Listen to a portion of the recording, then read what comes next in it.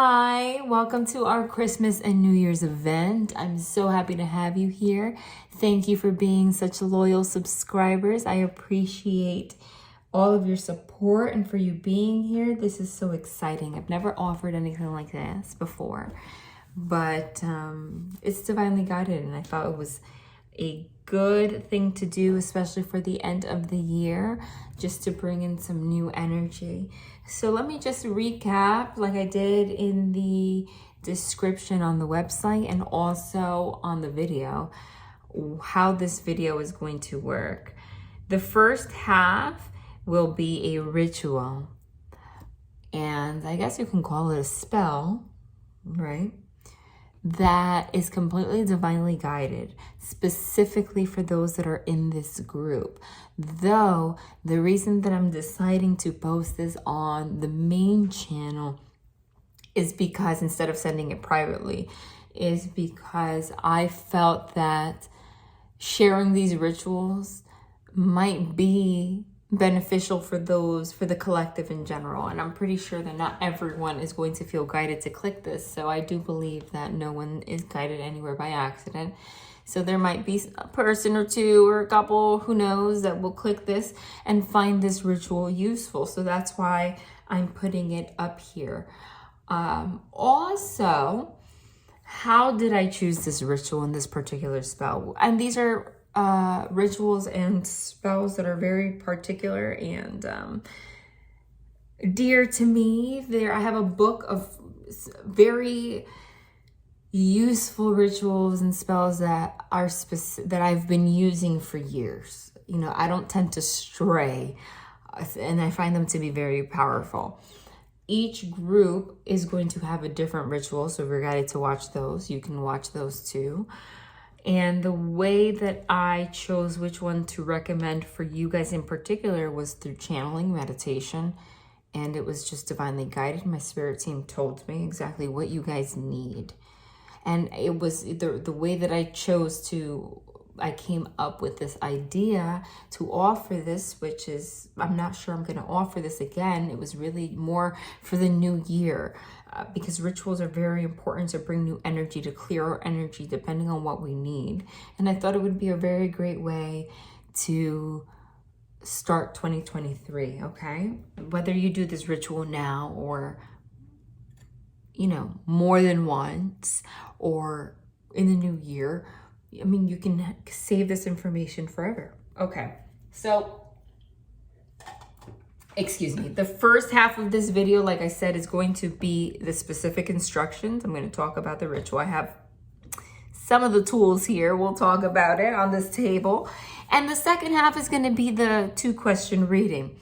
The way that I'm going to go about the 2-question reading is I'm going to go person by person, but in the description box below and in the comments, I'm going to include timestamps, which are links that you can click, and next to it, it's going to have the name of who that timestamp belongs to. So you can find your name, click on the timestamp link, and it will send you directly to your reading, because I'm not sure that you want to hear everyone else's reading because they're private, right? They're personal, meaning they're not private because they're here, but they're personal. Like, it's just for you. It doesn't make sense to anyone else but you.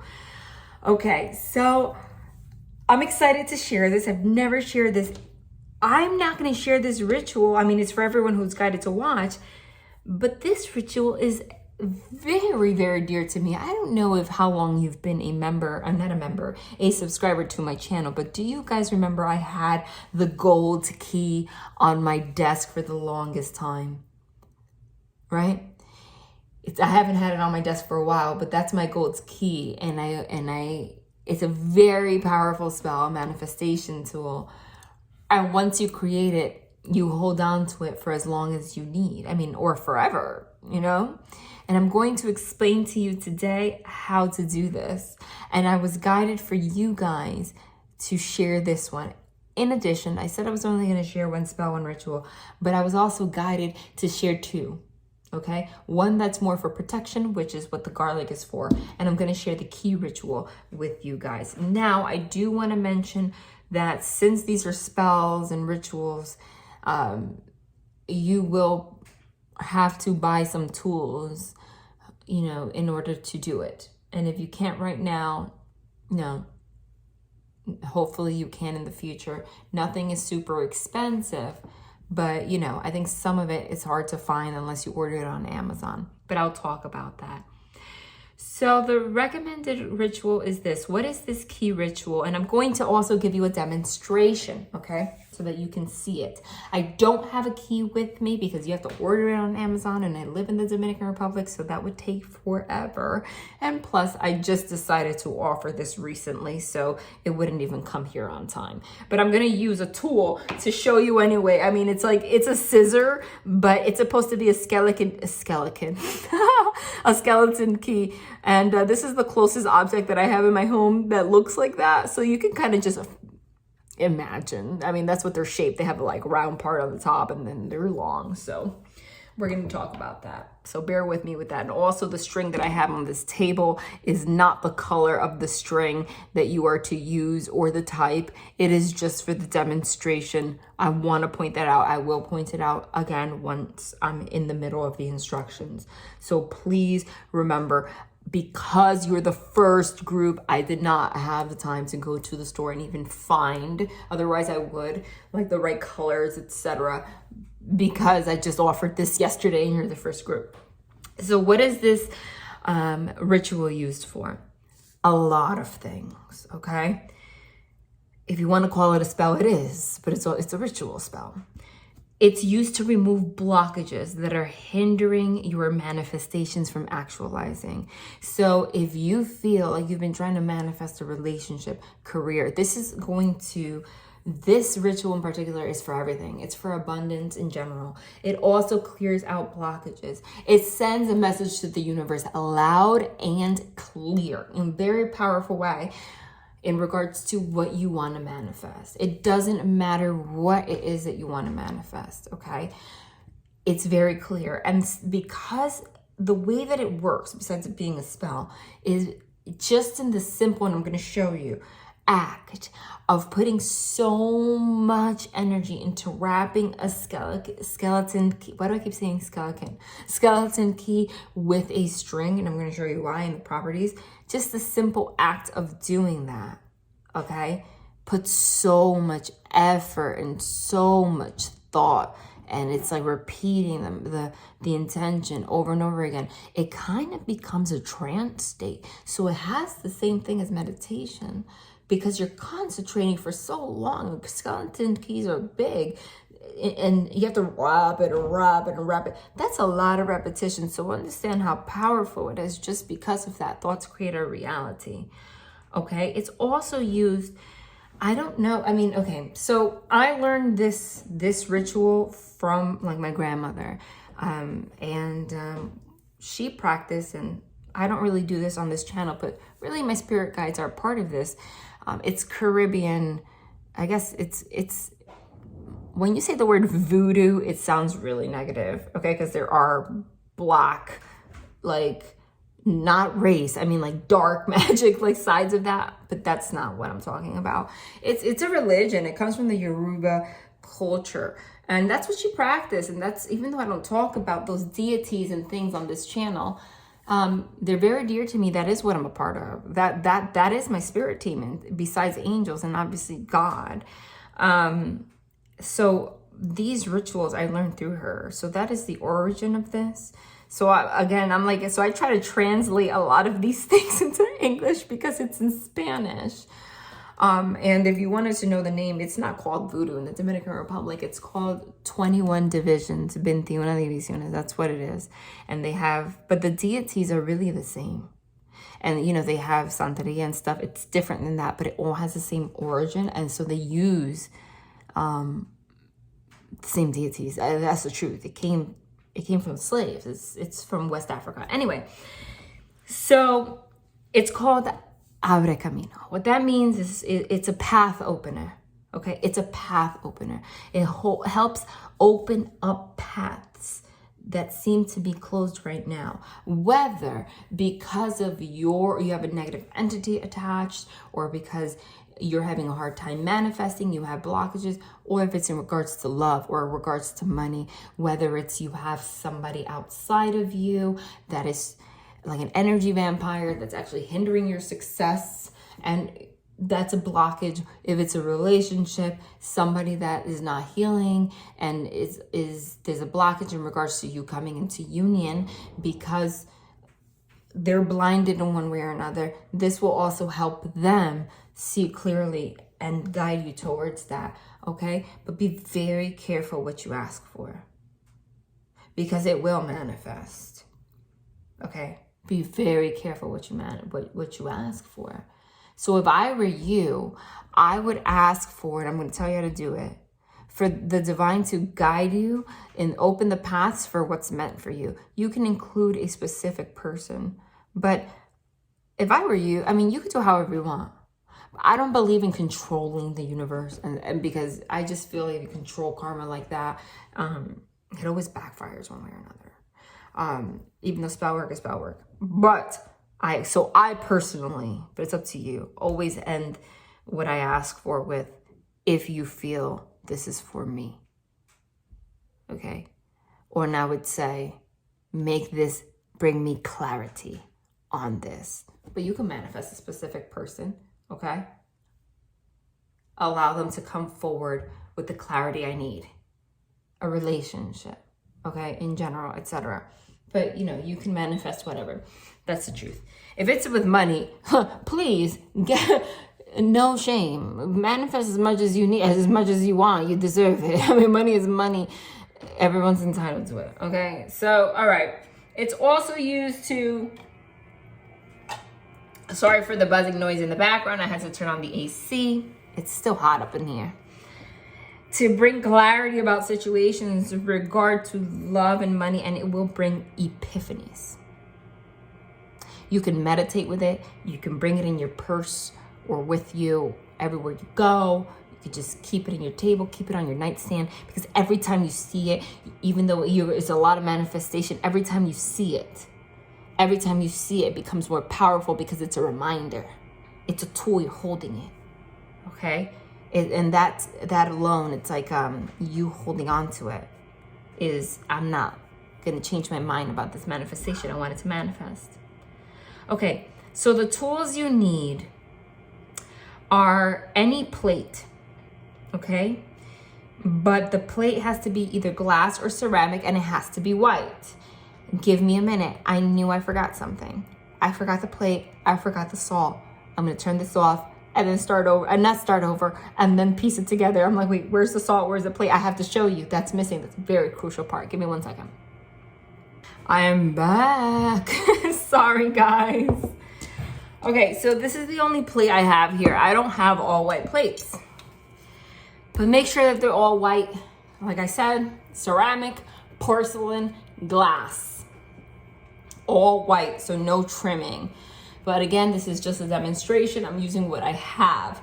If I were to do this ritual, like for real, I would do it the right way. Another thing you need is sea salt. This is obviously in Spanish because I am in the Dominican Republic, but sal marina, marine salt. It means sea salt, okay? Not regular salt. It makes a very big difference. It just absorbs negative energy more. So you're gonna fill an entire plate with enough salt. You don't have to do an exaggeration. I might have put too much, but enough salt where you don't see any like holes. And I would suggest using a plate big enough, again, this is just a demonstration, to hold the skeleton key. So this is too small, but it's just for a demonstration. Why didn't I pick the other one? Well, it's a demonstration. I really don't want to waste the salt because I'm not actually doing a ritual. I use this to cook. Sea salt's a little bit more expensive than regular salt. Okay, so what you're gonna do, so you need a white plate, big enough for the skeleton key. I mean, skeleton keys also come in a lot of different sizes, so just make sure that it fits in the center, okay? You need a white candle. This is a white candle. It doesn't look white right now, but it's been lit for a long time. Nonetheless, it was white. So get a white candle. It does not have to be giant. What kind of candle? It could be like this. It could be one like this. Hold on, let me show you. It can be, you know, one like this. It can be this kind. It could even be a tea light that you can find like at the Dollar Tree. You know, like the little tiny ones. It doesn't matter as long as it's white. And I'm going to explain to you what all of this is for in a second. You need string.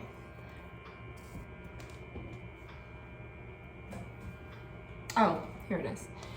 Okay, not red. I need you to get a gold string.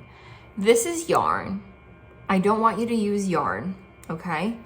It can be like cord. It can be ribbon is a good choice, okay? It can be a little thicker. It could be a little thinner. Doesn't matter. It could even be like the birthday balloon string. I prefer ribbon. It lasts longer. And plastic is like an artificial material. You might say, like, what's the difference between yarn and ribbon? It just comes apart more, and that kind of reduces the effect of the ritual. Personally, I don't know how to explain that, but I think I just did. So white candle, salt, sea salt, the skeleton key. Now let's talk about the skeleton key. You can order them on Amazon. I think they're like $5 to $8 for like a pack of 3. There's all different types. It doesn't matter if they're black. They have gold ones, but make sure that they're metal somehow, okay? And don't get the ones that have the top with like a lot of like crevices. Like make sure that the top part has like a clear, doesn't matter the shape, but has like a clear hole. Because when you're stringing it, if it's one of those that have like a pattern of some sort, there is no way you can get the string through every crevice. So just get one that has like a clear hole on the top, regardless of the size or shape of it, just so that you can wrap around the string easier. Gold string, we spoke about that. So those are the tools that you need. Now let's talk about what this is used for. Oh, I missed a tool. You also need a little piece of paper. It doesn't matter what the paper is, and a pen, because you're going to write down what you're manifesting. Okay? So salt is used to clear out negative energy. Okay? You also need a cup of water. Missed that.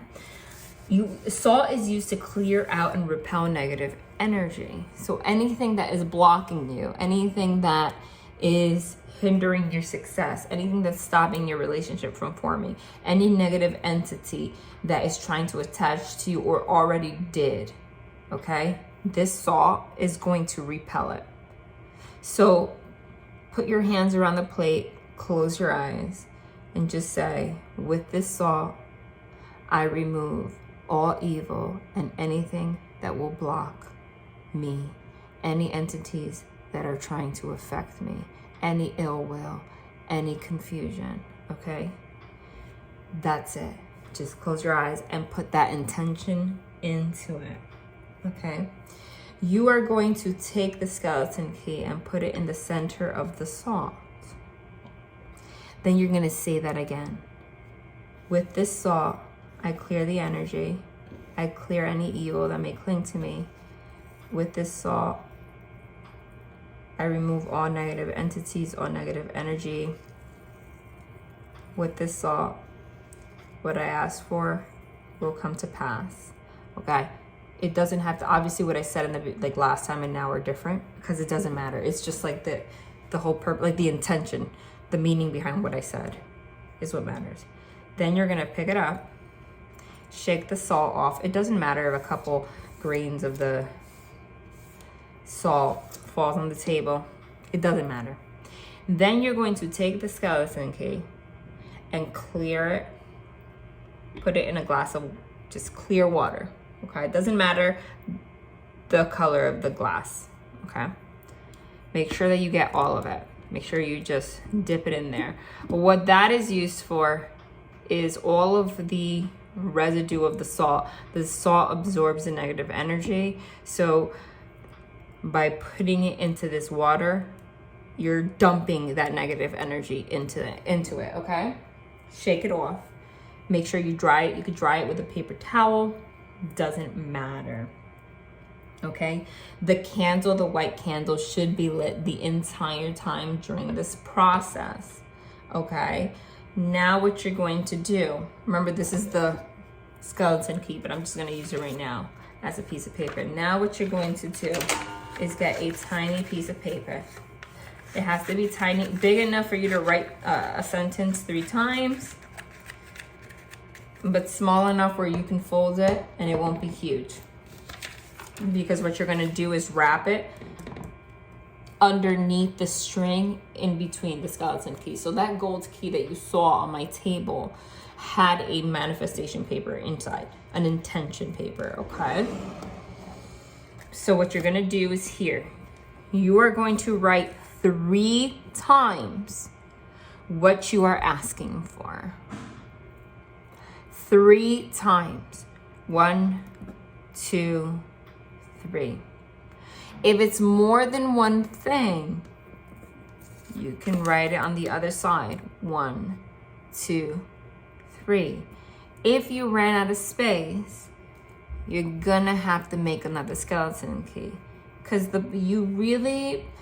it removes the power of the spell and the ritual when you just start writing a million things, because the whole point of it is to manifest something. And while you're wrapping it, you are focusing on that something to the point that it manifests. So if you have 100 things, how the hell are you gonna focus on that? You can't. Like the max is 2. There's no way that you can wrap and focus on what you're manifesting if you have a list of 10 things. Like it's impossible.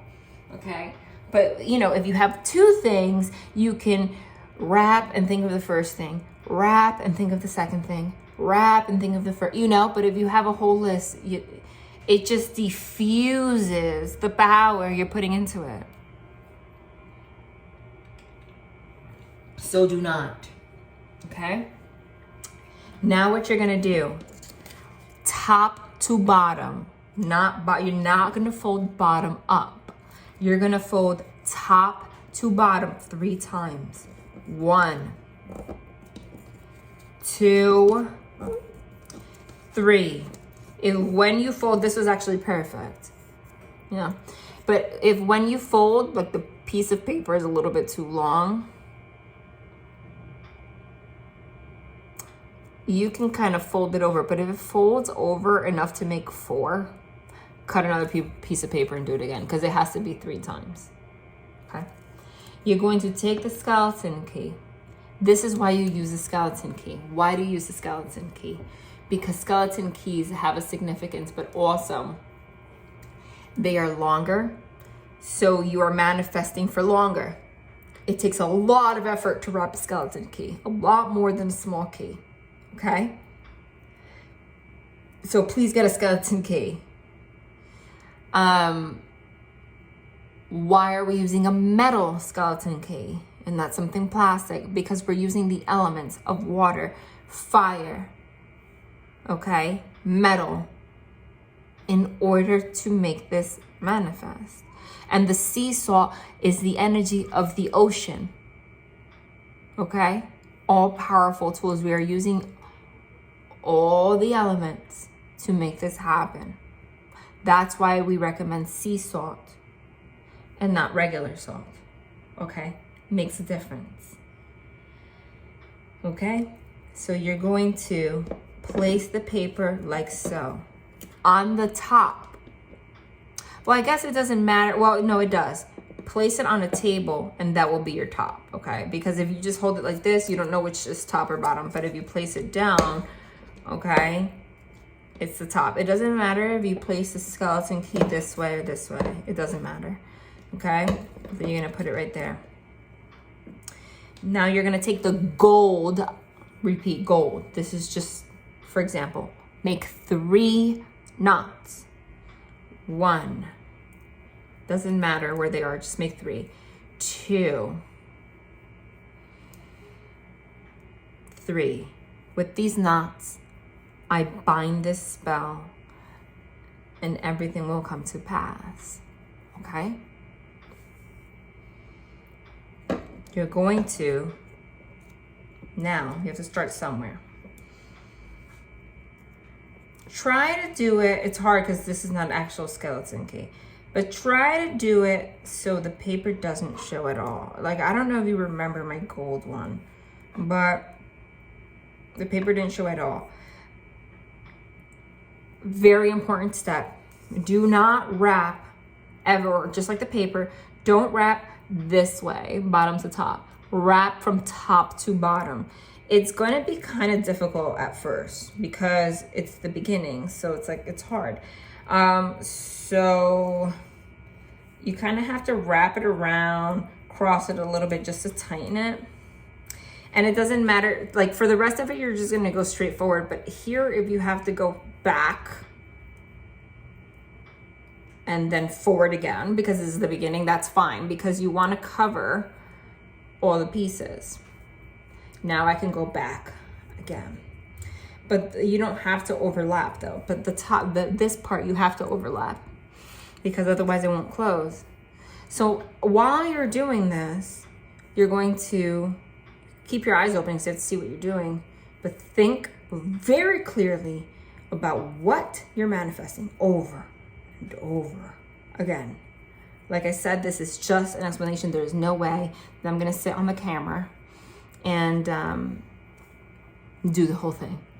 But if it's a skeleton key, so see, if it's a skeleton key, you're gonna do this all the way around, and when you get to this part, you're gonna go through the holes and go around. You don't have to do the 3 knots at the top, because then that's 6 knots. We're only doing 3 knots. So when you get to the top, you obviously have to close it up, but when you wrap it, there's gonna be like spaces, which you're gonna do. It's kind of hard to stick it in there unless you have these kind of nails.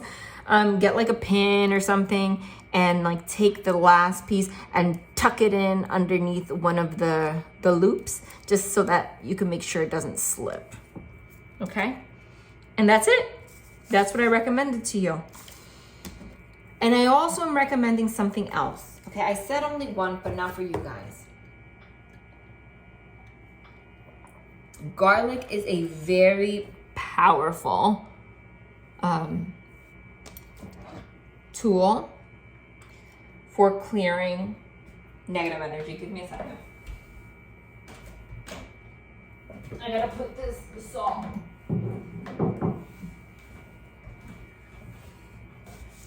For clearing negative energy. Okay. So what you're gonna need here is a glass of water. Doesn't have to be spring water or anything like that. Take 1 clove of garlic. You're going to peel the garlic, so make sure the peels are not in there. You're gonna throw the peels in the water. You're using the element of water and garlic. What is garlic used for?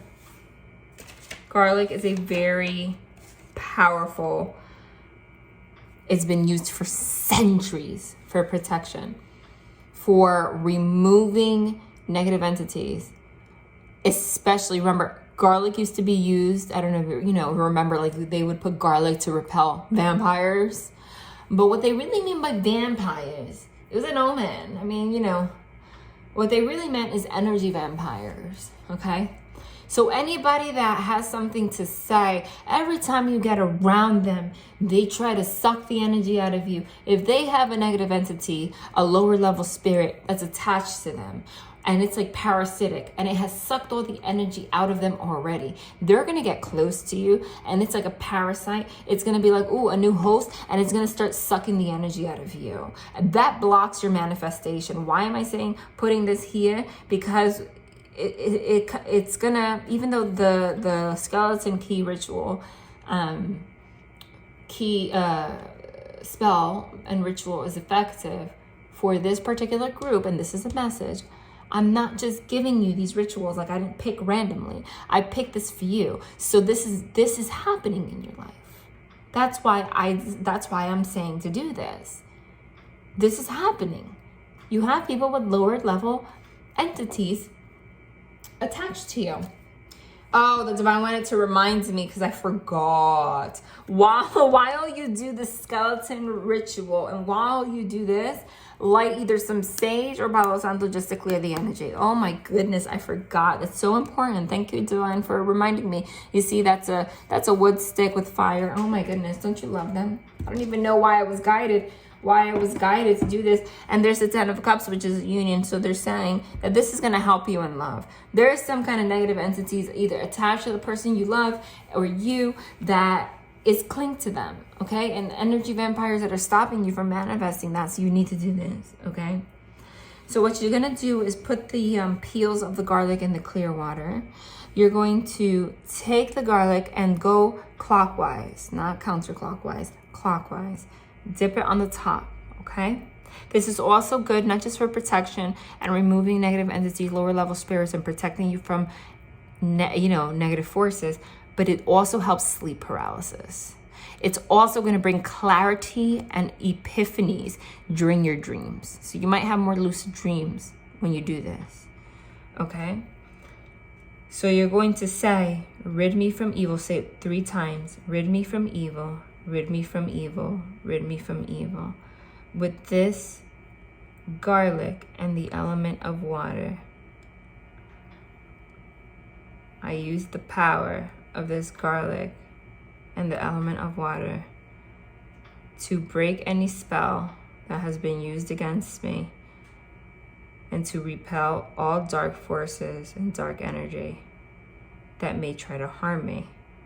Drop it in. Okay, that's it.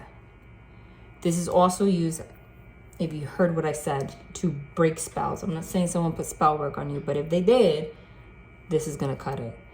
You're gonna take this garlic, you're gonna put it under your bed, doesn't matter where, doesn't matter what corner, put it under your bed. That's it. Put it under your bed. You're gonna notice a difference. If you want, you can change it every 3 days and do the same thing. You can leave it for as long as you want, but if you feel like the water's getting funky or whatever, you can change it every 3 days and do it either indefinitely, like forever, or as long until you feel a difference. Okay, so that is what I recommend for you, and I hope this helps. Now I'm going to go into the second part of the video where I'm going to do the readings, and like I said, in the description box and down below are the timestamps. So click the link next to your name. All right. I'm not going to stop the video and then put it back together. I'm just going to let it keep going while I prepare myself for the readings. You know what? I'm going to use this because this was not really just a, I actually did the ritual. I did the spell here already. I'm going to put this under my bed. Give me a second. Hell yeah. Why not? I've done it before, but it's been a while. It needs to be done. I'm tough. If you don't trust that these things are going to work, they're not going to work. Because you know what causes doubt? Devil energy. The devil can only get you through your mind. Because it blocks your power to manifest, your power to, bind these spells. He infects your soul. He infects your mind. If you don't believe it won't happen. But if you do, it's going to work. All right. Obviously, there's no way I can remember your questions. So I have it written down. Give me a second. And where are they? Oh, here we go. I could have just followed the what is it? The bookmark. What is this called? Whatever. The string. I could have just done that. I'm doing it in order of who booked, okay? Because when you book, it tells me who did it first. So that's the order. It doesn't matter the order. What am I talking about? Because you're time stamping. Okay, this one is for Andrew Strauss. I don't have to cover anybody else's because this is public. So what's the difference? I'll just go like this. This is for Andrew Strauss. Andrew Strauss, thank you for booking. I'm so excited to do this. And guys, please do me a favor and comment down below and tell me how this reading went for you, and tell me if you like this event. You know, I've never done anything like this. I didn't plan to do it again in the future. But if you guys really like it, you know, I can offer something like this. Since I'm not really offering personal readings anymore, I can offer something like this in the future. Obviously not, you know, all the time. But if you guys really like it, I'm open to it because I feel like it helps the collective a lot. So let me know. I really appreciate your feedback. It's important to me. Andrew, before we start, I'm going to light some Palo Santo to clear the energy. This looks like a really burnt piece. Doesn't matter. I actually, for whatever reason, there has to be a mechanism, like a reason, but when I Google, it says that like the burnt piece, like the ashes or whatever it's called, tends to make it burn worse. I find that it burns better. It just does. Or at least I just do. It has before. And the smaller the piece is, the better it burns. I find that like when I buy Palo Santo, a lot of times I've realized like I will shave it with a knife and make it small. So that could be a recommendation if you have like a hard time, because since it's wood, it doesn't light for very long if it's away from the fire. It's firewood, you know, of some sort. So make it small. See? It lights really well when it's small, I'm telling you. All right, clear the energy. Let's see what we have here. You know already my style.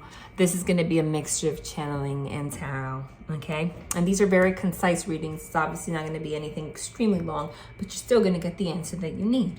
Number one, is my ex still coming back? I know you got a reading in May, thank you very much. And the time frame, and if not, will I meet a new partner in the new year? Okay, let me channel this.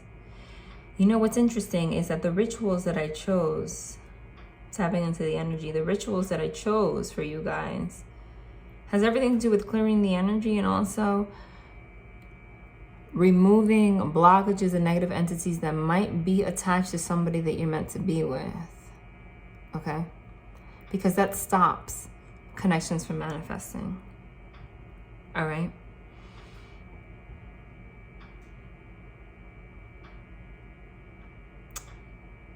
This person's seeing somebody else. I feel like they have somebody else in their life right now.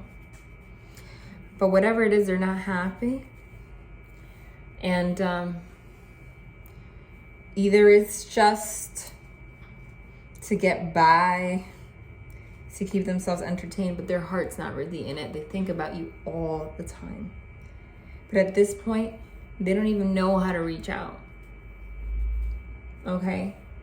They almost feel ashamed about the whole situation or scared. I don't know if you have a way to contact them, okay? But this person they have definitely been thinking about you lately, but they're still stuck in a lot of fear. And remember, it's like, even though I gave you that message, it's like that's what's meant to be, but everyone has free will. I'm gonna pull some cards on that. You see? I don't read reversals, but the way that came out, that's the Wheel of Fortune in reverse. Which is saying like this person, the Wheel of Fortune is like karma and etc. This person is meant to be in your life. Okay? When the Wheel of Fortune is upright, this is destiny. This is a destined connection. But when it's in reverse, it means somebody is really going out of their way to avoid learning their karmic lessons. So maybe these rituals, or I really do believe, these rituals will help them with that situation. Okay? It might take a little while though. They're really avoiding really avoiding learning their lessons, like really. And it's stopping them from everything. Okay. Let me shuffle. Tell me about this ex again. Shuffle 3 times. I mean, I could just channel and tell you the answer, but I want a visual. Well, the Judgment is someone coming back around. The Judgment is somebody coming back around. Okay? So the Wheel of Fortune in reverse is somebody really avoiding learning their karmic lessons. But what's Judgment Day? There is going to come a point where, you know, the demons have to be released from the coffin, and then they're going to learn their karmic lesson. There's going to be a point, and when they do, they're going to resurface literally from the dead. Because, you know, the Judgment card shows people coming out of coffins. Okay? It's going to happen when you literally like lose hope. Are you going to meet someone new? I think you are. I think you're going to start flirting with someone or start showing interest in somebody. Because you're not going to wait forever. I think the energy of waiting alone is stopping this person for healing. But when that happens, this person's going to come back. You know, let me pull an oracle on this. Yeah, look, lightning. You see? This is like the Tower card in Oracle deck, in the Oracle deck. Sudden change, shocking news, surprise, epiphany, upheaval, transformation. It's like you're going to meet somebody else, and then there's going to be upheaval because this person comes suddenly as a surprise in order wanting to transform this. Look, with the photograph at the bottom. Looking at your photos, missing you, nostalgia, and want to make new memories. It literally says that. That's clear as day. It's the same message.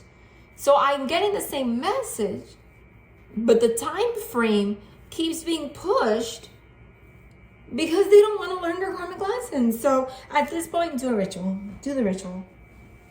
Do the ritual, Andrew. But also don't sit and wait, and you know, but you're always gonna, let's be honest, you're always gonna feel like you're waiting for this person because you love them. Like, you know, it's the cliche advice. Don't sit and wait, but you love them. So, but at some point, something's gonna change suddenly. Like I said, it's gonna be shocking to you. It's gonna be a surprise. It's gonna be upheaval. They're gonna transform. They're looking at your pictures. They're missing you, and they want to make new memories. The Sword and the Rose, clarity, truth, revelation, solidarity, force, honor, protection, and power. They're going to have clarity. And they're going to tell you the truth about what was really going on. Heart with the key, welcoming love, meeting the one, open your heart, getting together, perfect. Okay? I'm telling you. Now, time frames are tricky. Because, like, sometimes I'm off.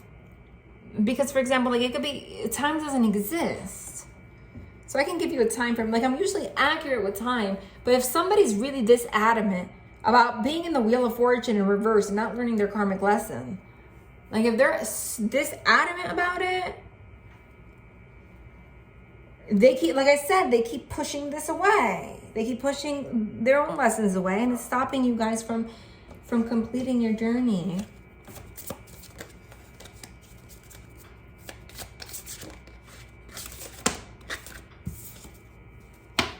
Short illness. I'm getting that this person's struggling with some kind of mental illness right now. I don't know if you know that. Even if they don't have a mental illness, Andrew, it could be just stress, okay? That's why they're avoiding learning their lessons. They're like literally in the middle of trying to, it says the house of healing childhood wounds and stuff like that. Things that have happened in the home. It's a lot going on at home, or it has. And that's why they're avoiding this. I feel like they're avoiding a lot of things. They're going through a very tough period. But there is going to be judgment in the situation. But it might not come as soon as you want. Let me see.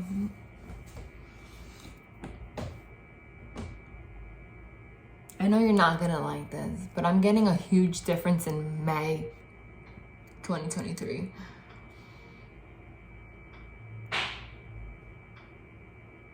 Well, something just exploded in the other room. Did you hear that?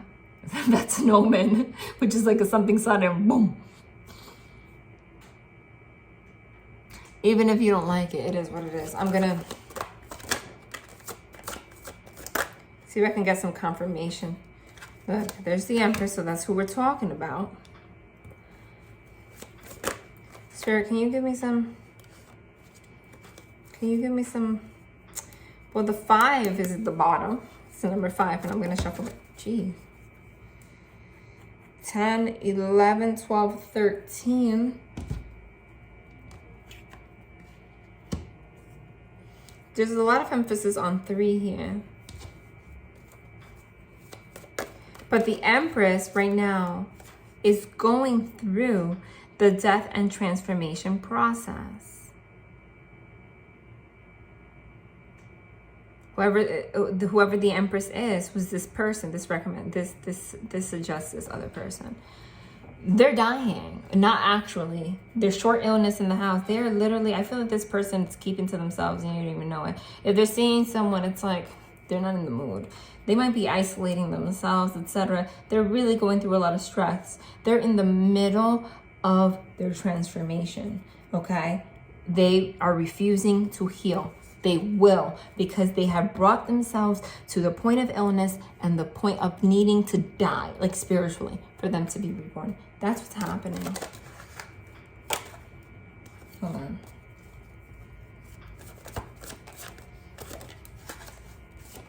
Jeez. King of Swords.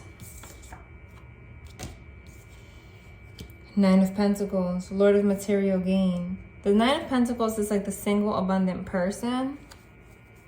Okay? In the meantime, they're just saying, work on your finances. Work on yourself. The King of Swords is someone that has very clear boundaries.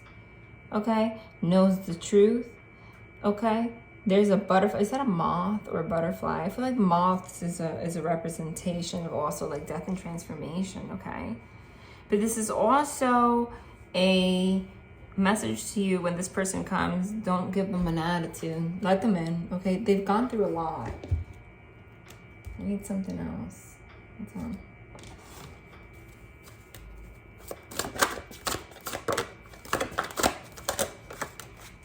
Lord. These cards are always so hard. Look, it's the reconciliation. Look, the 2 of Swords is not talking. Look, the Wheel of Fortune. You might not be talking right now, but this Wheel of Fortune is going to turn upright. And what's interesting is that we don't have the Tower card here, but the Lightning card is the Tower card, right? This Wheel of Fortune has lightning on it.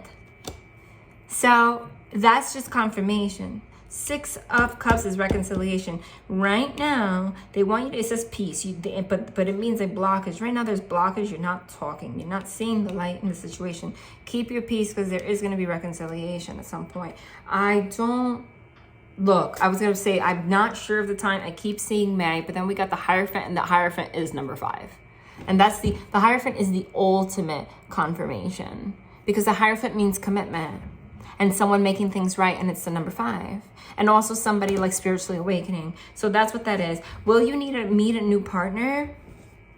I feel like you are, but it's just like, it's not going to be like, damn. The 10 of Cups, the 2 of Cups, and the Lovers. Holy union, Andrew. This is a relationship. Holy shit.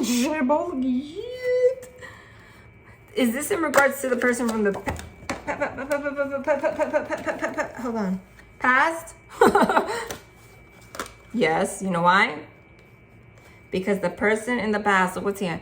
The person in the past, yeah. The person in the past is the person that's going through the death and transformation process. There's the death card, and it's next to justice. There's a blindfold. And also, the person from the past is the one that's blindfolded right now, but they will reach judgment. The person that, so, I mean, look at the freaking 10 of Cups, 2 of Cups, Lovers. That's a union. But the person that you're going to meet, listen, this is going to happen. 6 of Swords is moving toward, moving towards calmer waters. The 7 of Pentacles here says failure. At some point, you're going to be like, listen, I'm moving on. This is failed. There's no hope here. You're moving on, right? You're moving on because you're disappointed. You feel defeated. It says that. 5 of Cups, 5 of Swords. All right? And in that process, you're going to meet somebody, or you're going to have a crush on someone, you know, like whatever, you're going to flirt with someone, but then that's when it's going to manifest with this person, okay? The costume designer, I don't know if this person that you're going to meet does something like that, or, you know, they work in retail, whatever the case may be, but the Princess of Cups is like flirting, you know, lighthearted fun, and then that's when this person shows up, but I feel like the cards are clear as day as to what's going to happen here, all right? So I hope that this helps. I hope that this helps, Andrew. Did I mix these? What did I do? Yeah, I did. How did I do that? All right. The next person, I'm gonna timestamp. So in between each person, there's like a shuffling and meditation period, but you're probably not gonna notice that because you're just gonna skip to your timestamp unless you're Andrew and you're still here. So, because you're the first one, but everyone else is just gonna skip.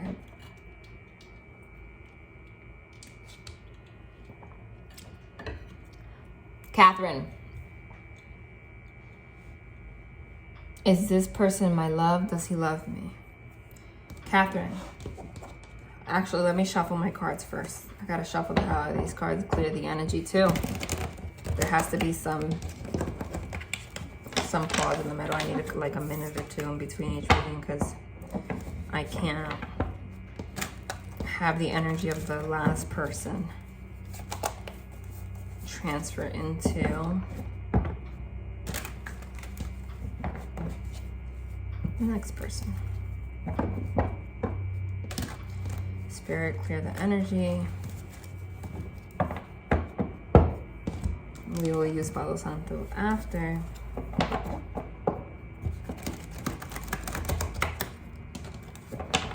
Spirit, please clear this energy.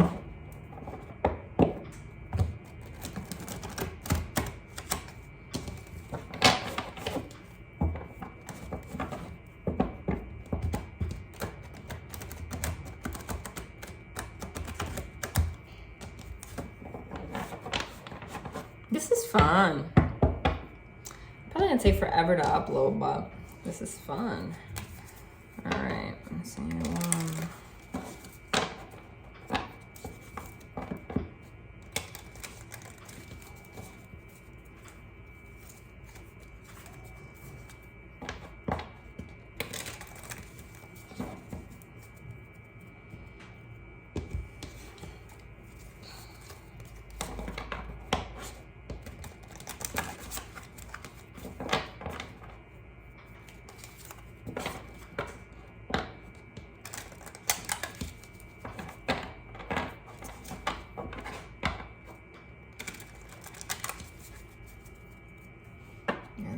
Palo Santo, clear this energy.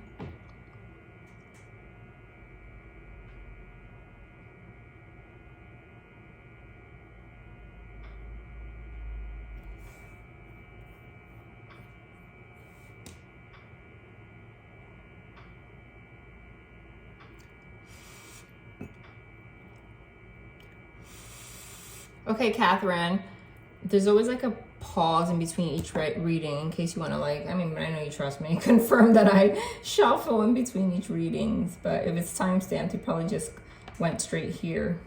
So I always use some Palo Santo to clear the energy. I'm going to channel and then confirm. That's the best way to confirm the messages. Okay. Is this person my love? Does he love me? Okay. I don't always like the messages that I share, but I gotta keep it real.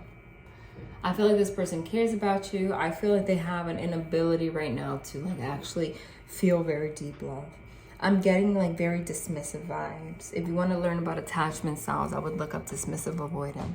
I don't think that it's malicious or anything like that. I just don't think that they're in the mind state right now to feel that like true deep love. Okay. That's honest. So either way, I feel like there's like gonna be like conflict, 5 of Wands, in this connection because of that. So does he love me? I don't want to say that he doesn't. Okay. I just don't feel like it's like, your one true love. Okay, I feel like this person's going to continue to find distractions in any way, whether it's work, whether it's other people, etc., to kind of like avoid truly connecting with somebody. Katherine, I have to be honest, I feel like you still have not met your true soul partner, but you will. Okay. And I know you might not like this answer. I feel like the readings that you watch on YouTube will probably still continue to channel the connection and the karmic journey, which is the Wheel of Fortune, etc., that you are meant to go through with this person. It's not like this person wasn't meant to be in your life, but they were here to teach you a lesson. So I feel like those readings will still resonate and they will still be helpful for you because they're going to guide you on your journey to healing. It's part of the process. But I feel like within the next 1.5 years, I know time sucks, right? But that's just the truth. And it goes fast. Within look how fast the pandemic went, and that was 2 years.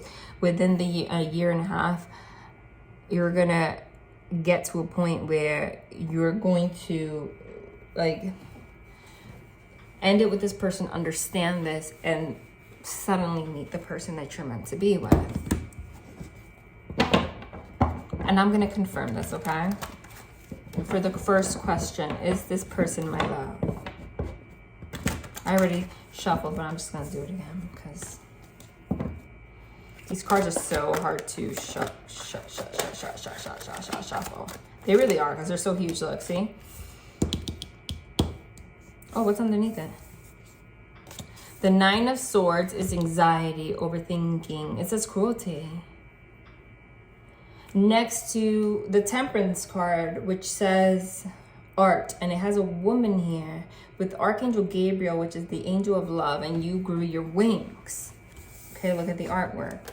And this art, art is not an accident. What deck they guide me to use. I didn't start with this one. It shows a baby. So I'm getting that this connection that you have with this person is more like a trauma bond. And they trigger that within you. They trigger something deep inside of you that started from childhood, okay? And that's part of your healing journey. You see how this looks red like blood? It's part of the journey to help you bleed out. And then Archangel Gabriel is going to guide you for you to grow your wings. And once you do, you are going to meet that person. You see that this crosswalk signal here is kind of confused. It's the stop and the go, stop and the go. So it's that kind of relationship. And you also get to a point where you don't know if you should stay, you should go, you should stay, you should go. But because there's heartbreak here. The 3 of Swords is the Lord of Sorrow in the traditional tarot. The 3 of Swords. The 3 of Swords shows heartbreak and pain. But the Death card is here. Look what happens. So in the traditional tarot, the Rider-Waite deck, it literally shows a heart with 3 swords like stabbed in it. Okay, so it's not a coincidence that the Death card that came out next to it shows somebody like an autopsy and then they did for like waiting, for an organ transplant, taking out that heart. So what does that mean? It means that you're meant to go through this journey with this person, this pain with this person. Again, the image of bleeding out, like that's a bathtub, and you see all the heartbreak, all the blood is going down the drain, like you're cleansing that. And so the death doesn't mean dying. It means death and reverse, so that the old you that would even be attracted to trauma bonds or people that trigger you can be healed and a new person can be born. And that's why the Temperance card is here. Look, exactly. The Universe card is the World's card, which is the closing out of an old cycle. And there's no better image, Katherine, than this one to depict what we're saying, because she looks on top of her game. She looks confident. She looks happy. She's wearing heels and she's climbing through a freaking mountain. And she could wobble and fall and bust her ass and die. But she's like, I got this. I'm not even looking at the steps and I have high heels and I could still make it. And it's the closing out of an old cycle after the death process. That's exactly it. And this is going to happen after you end it with this person. But you don't have to go out of your way, like stressing out. If you have to stop, you have to go. If you have to end it, you just go on. I know it's going to cause you a lot of pain. And plus, even if I say go on or don't, you're still going to do it. Doesn't matter. I could tell you right now, leave this person. You're not. Your heart's still going to be in it because it's still part of a karmic lesson. You're going to keep going through this person for like a year and a half, and then you're going to meet this. But it's going to help you. Yeah, see? The Emperor. It's going to help you get to a place where after you close this cycle out, you're going to meet your Emperor, which is your divine counterpart. Okay, like within a year and a half. But right now you have to go through. Listen, no lie. That's confirmation, okay? So I hope this reading was clear. But look, the Five of Wands is the strife card. This is arguments. This is stress. This is arguing with this person. This is power struggle. They are arm wrestling, which is like literally a power struggle, like, right? But it's next to the Wheel of Fortune. And we channeled the Wheel of Fortune. And it's interesting, perfect that it ended up being the last card, like the final stamp. The Wheel of Fortune is like you finally, after you going through strife with this Emperor, you close out this cycle, you learn your lesson, you meet that person. You're going to meet that Emperor. The Emperor's underneath the Temperance, which is like once you grow your wings, that's when you meet this Emperor. Okay? I'm gonna put some. Yeah, see? Phoenix, new phase, rekindle, renew, transformation, growth, change mind. Like it says change mind. Like you're gonna change your mind about this person. You're gonna transform. You're gonna have a new phase in your life. They're just confirming everything. You're gonna grow, okay? And you're gonna meet somebody else. Coffee cup. Meeting and conversing, savoring the moment, feeling uplifted, friendship. Literally confirming that. Then you're going to meet someone, you're going to start talking, you're going to start enjoying your life more, you're going to feel uplifted, like no more stress. And when you meet this person, it's going to start as a friendship. It might even be someone that you meet. Look, suddenly, lightning is like the Tower. Sudden change, shocking news, surprise, epiphany, upheaval, transformation. After this transformation, you might literally meet someone suddenly like having coffee. They become your friend and it becomes something serious. That is going to be your person. I hope that this helped you. It was very clear and concise. And I'm sorry if it gave you news that you did not want to hear. But I have to tell you the truth. That's why I'm here. I'm not here to lie. All right, let me start shuffling before I do the next one.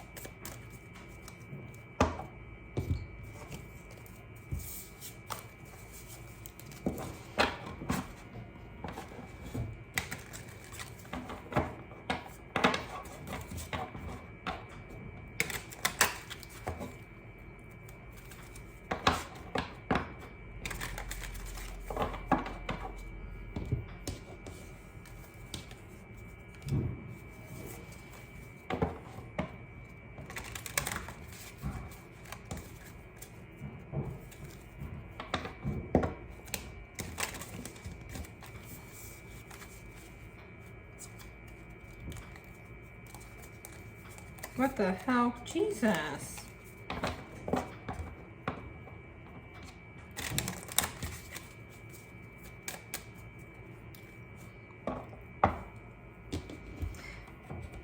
Hi, okay, so this reading, ooh, that's hot. This reading is for Bree. I just, before every reading, if you want to confirm, I always take, there's like a 2-3 minute interval where I shuffle forever, because I don't want to bring, since these are like back-to-back readings, I don't want to bring the energy of the person before you into this. And then when it's time to light the Palo Santo, which clears the energy, that's when the timestamp is going to begin. When you blow on it, if you wonder why I do that, it just starts burning better. Woo. Okay, so, whoa. Okay, this reading is for Brianna, or is it just Bree? I'm so happy to read for you. I just shuffled. Oh my God. I just choked for no reason. There is definitely a throat chakra issue here. Go Google some meditations on throat chakras, which is like inability to communicate properly, etc. Oh my God, I nearly died for no reason.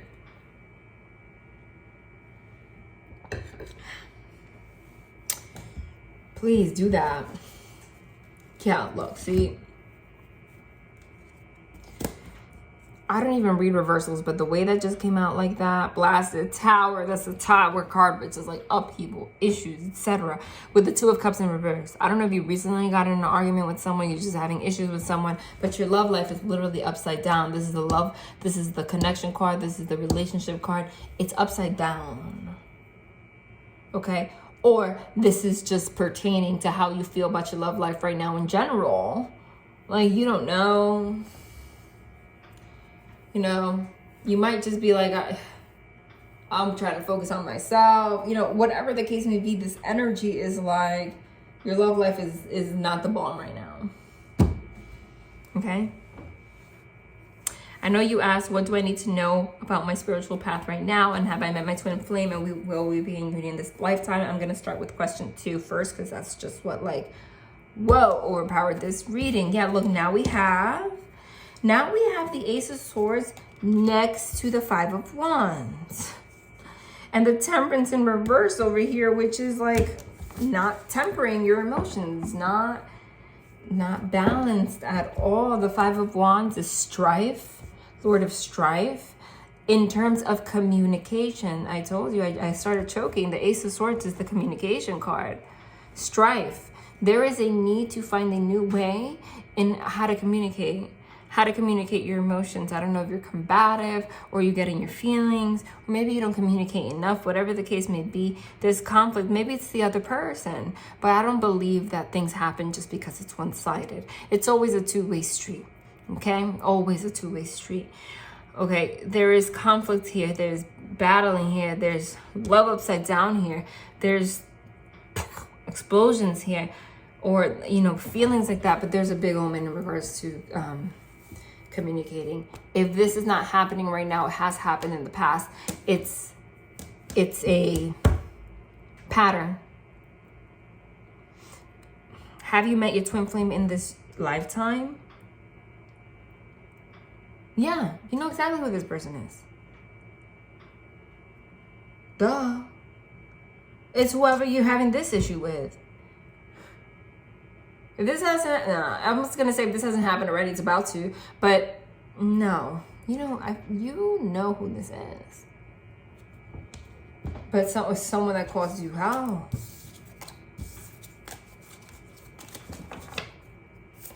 But it's part of the journey. Hold on. And I'm not here to give false hope. The person before this one, hold on. The person before this one, I didn't give them the news they wanted, you know? But because it is what it is. I'm not gonna lie. Listen, the court came out twice already. I don't know if someone is having legal issues, if you or this other person is having some kind of a legal issue, okay? or a divorce or something going to court, whatever the case may be, that's coming up. Look, journey. If that is not the case, then it's definitely spiritual court, because the journey is exactly what you're in with this person. It's a twin flame journey, and you guys are in spiritual court. That literally is a thing. Learning your karmic lessons together. This is not going to manifest right now, I'm going to be honest. You're nowhere near this union. No. You both have so many lessons to learn. There might even be people in between. I'm getting like 2 years before things actually like manifest the way that they're supposed to. One way or another, you're going to end up with this person. But there's going to be a lot of ish in between. There's going to be like, I'm done times, like, I'm not interested time. Is there any more confirmation? Runner. You know the twin flame connection is the runner-chaser dynamic. Look, runner in a codependent relationship, fear of intimacy, listening to ego. Somebody's running. Heart with a key, welcoming love, meeting the one, open your heart, getting together, perfect. So at some point, someone's running. But you notice how the runner was the first card to come out? It's the runner is literally running towards the heart with the key, which is opening your heart for once, because someone has an inability to open their heart and accept intimacy. And to be completely honest, it might be more obvious that it's the other person, but it's you too. I would look into attachment issues, because you have them. No shame in the game, right? I had them. I had one of the freaking worst ones. It took me like freaking 15 years of therapy to get over that. I was what is it called? A fearful avoidant, disorganized, the worst. So I'm not here to judge you, but it comes from our childhood. Most of us, if you Google, I kid you not, I think only 20% of the population has a secure attachment. Because we grew up, especially here in the United States, we just grew up in an environment with like our history is war and like issues and racial issues and so much violence and crap that the majority of us, not everyone, has some baggage. It's the truth. Those are the times we're coming from. So there's no shame in that. But now we have the boat, which is, the boat says receiving what you need, progression, arriving, moving on, closure issues, okay? So it's like you're going to get to a point where you're going to move on from this person, to be honest. But then as soon... Look. But when you do that, you're going to realize that this person's your mirror, because you're going to start your healing journey. And continue in that. Mirroring each other, self-image, relationships reflect our wounds, introspection. It says that. Okay? What is a twin flame? A mirrored soul. A mirror.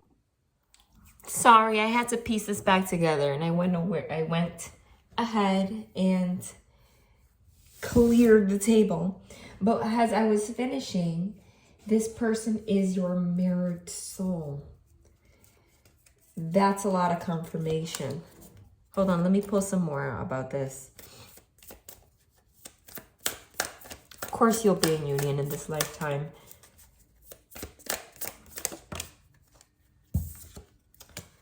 Sudden change, shocking news, surprise, epiphany, upheaval, transformation. This is going to transform. Next to Cupid's arrow. This is the most important message. Have faith, love is coming. Surprise invitation or meeting hesitation. Okay? I was saying that like as soon as you lose hope in this situation, all of a sudden it's going to come together. I'm not going to say that this is going to happen now. Okay? It's not. This is going to transpire. I'm sorry, I kind of have a stuffy nose if I sound weird. This is going to transpire within the next year. There's going to be a lot of more ups and downs. And the divine wants you to know, try your best not to sabotage the situation once it happens. I don't think that you realize just how much you sabotage situations. And see it from their perspective as well. You are both on a journey. You are both learning. You are both healing. You both, literally the Hierophant, which is higher knowledge, higher like wisdom. You both are on the same path. And when we mirror each other, it's easier to look at the reflection than ourselves. Okay? But you need to take accountability too for your part. If you're not in community, hold on. You know what that was? That's the 5 of Wands. And then this is the 2 of Cups in reverse again. But you know what that was? And then I split it, but then I put it back real quick. That was the Queen of Swords. The Queen of Swords, as I was saying, can be somebody that's combative, can be somebody that's defensive, can be someone that has their defenses up, doesn't let someone in, has an issue with vulnerability, whether you recognize that or not. And especially next to the 5 of Wands, which is the strife card, and the 2 of Cups in reverse. Again, which is the conflict, the arguing that's keeping this apart. There and the Death card in reverse. There's a hesitation to wanting to fully heal. Or maybe you're actually trying, but you keep falling into the same patterns with this person. It's like a freaking negative cycle. It's like a compulsion. My advice would be to just focus on yourself, work on yourself. Yeah, you see 9 of Swords, and it comes from anxiety. Okay? Lord of Despair and Cruelty. But it's next to the Judgment card. The Judgment card means somebody from the past coming back around, but in a way where all of the baggage from the coffins are released, okay? And it's beautiful because it's next to the 9 of Swords. Everything that it says Lord of Despair and Cruelty. Everything that causes despair and cruelty is to be let go. And then you and this person will be able to heal. Don't focus on them. They want you to focus on you. If you need counseling, go take counseling, please. Personal development classes, work on it. It will open your mind. And as long as the only thing you can do is work on yourself, and then you start allowing space for this to come together. If you're not talking right now, okay, because 4 of Swords, Lord of Rest from literally we have the strife card in here. It says Lord of Rest from strife. You are going to be in communication, okay? And you have to control your impulses to just get pissed. Your next question is, which was actually the first question, but I flipped them because that's what came out. What do I need to know about my spiritual path right now? I think that without me even knowing, because I forgot that was the question, the divine was already transitioning into that question. I truly believe, I don't think that you recognize it. See the 4 of Pentacles there? It's confirming that to me. I truly believe that I saw the Wheel of Fortune in reverse in my mind. We did see the Death card in reverse that came out. That is somebody truly stopping themselves from healing all the way. You're either not, you are putting effort into your journey. You are putting effort into healing, but you need to dedicate more time. Not to put you down. Don't have shame in it. As many times as you fall, keep trying. Don't let people put you down. Don't let the fact that this relationship hasn't come together put you down, make you feel bad. Because it will, but it depends on your healing. That's part of your journey. The divine wants you to take more accountability. There's more work that needs to be done. We saw the Hierophant. We saw the Death card in reverse. There is really a fear of healing all the way. You have to forgive and let go of past baggage. You have sometimes we get attached to even the toxic stuff, okay? You really need to go deeper into what it is that's affecting your ability to have intimacy, to have love, okay? What do I need to know about my spiritual path right now? That. You're going to develop so much in the next year, but the divine wants you to be a little bit more proactive and look in the mirror. Okay, look into attachment styles, look into all of that. I also see you in the future. You didn't ask this question. Working in something, if you aren't already, that helps other people. And you're going to be able to turn your journey into being able to serve the collective. I see that. Oh my God. I kid you not. Again with the reversals. Is the Death card in reverse again with the 2 of Cups in reverse again?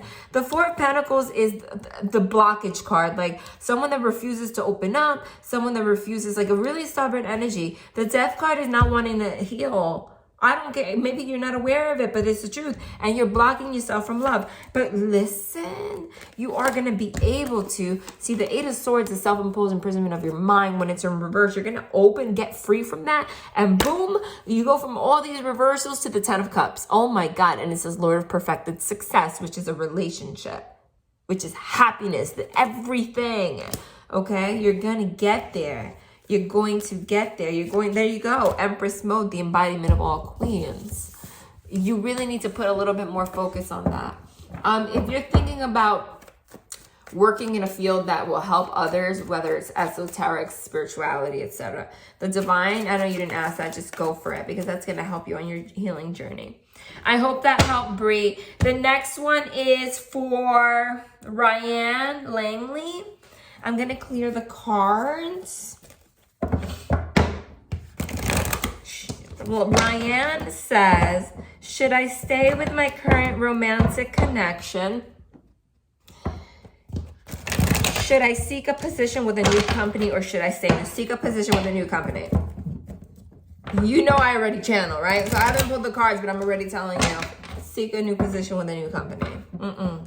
You are not reaching, you will never reach your full potential in that place. Okay? Yeah, you fear, you know, everybody needs finances. You fear losing the security, etc. But something's going to come up for you, but I need you to be proactive.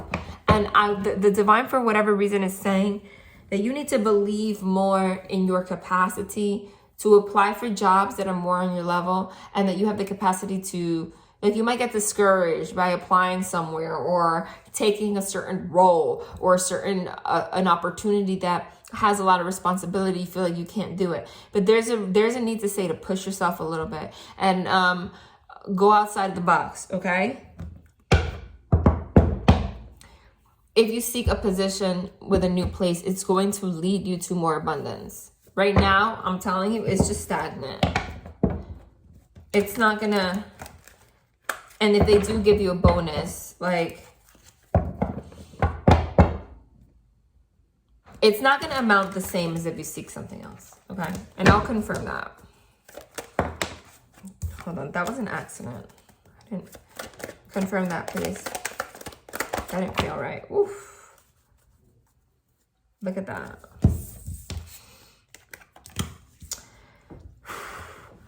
Confirm that. We got the Seven of Pentacles. It says Lord of Success Unfulfilled.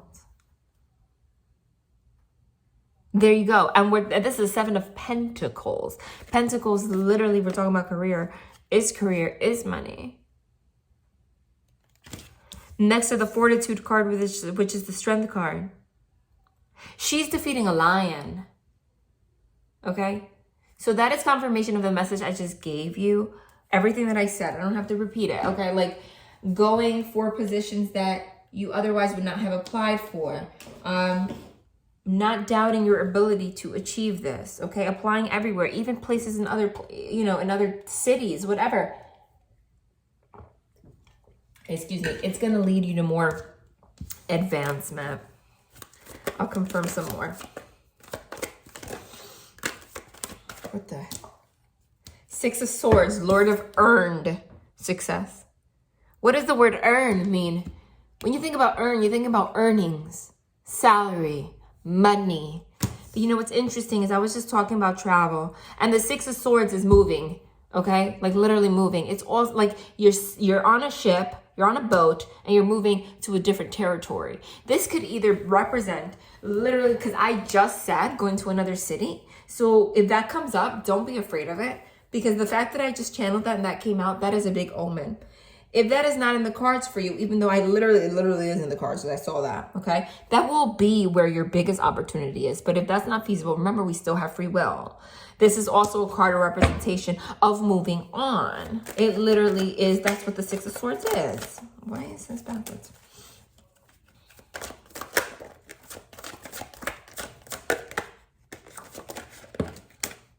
Ace of Wands is the workplace. Wands signify passion. It signifies work. It signifies fertility. It signifies like what you do. It literally, if we're talking about work, the wands is work. It's putting your work into something. It's passion. And the aces are brand new beginnings. So that's the answer, okay? And if you do this, 6 of Wands, Lord of Victory, which means public recognition and also victory. If you have public recognition, it means that you will be recognized in wherever new place that you go to. Hold on.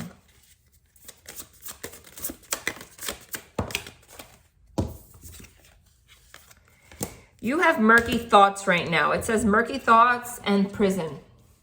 I don't think you realize how imprisoned you are in this look what just try to fly here. It's unexpected money. You don't realize how imprisoned you are in this place where you're at right now. It's going to keep you imprisoned. It's going to keep you small. If you move on, you're going to have unexpected money. Like you don't expect it. And here we got pleasant letter. And when I think about a letter in terms of what I'm asking, it's like a letter, you know, a job offer, an offer letter. So that's confirmation of that. Okay, these are supposed to be quick, but very detailed. Should I stay with my current romantic connection? Yeah. I think you and this person are having hard times. Not so much, or things have just been stagnant. You're not sure where it's going. This person might not be the most expressive person, the most passionate person. It's almost like you're seeking a little bit more of that, okay? You're having difficulty. You're really doubting if it's worth it to continue this. I'm telling you that it is. Look, 10 of Pentacles. We got the Emperor, the Ace of Swords, and the 10 of Pentacles. The Emperor is whoever's in masculine energy. The Ace of Swords means like whenever I get the Ace of Swords, it's like a confirmation. Like, yes, the 10 of Pentacles is not only a relationship, it's also moving in with someone, being together officially. I don't know if you already have that kind of connection with this person, okay? If you're already living together, etc. It's building wealth together. It's building a legacy together. But you know what the problem is here?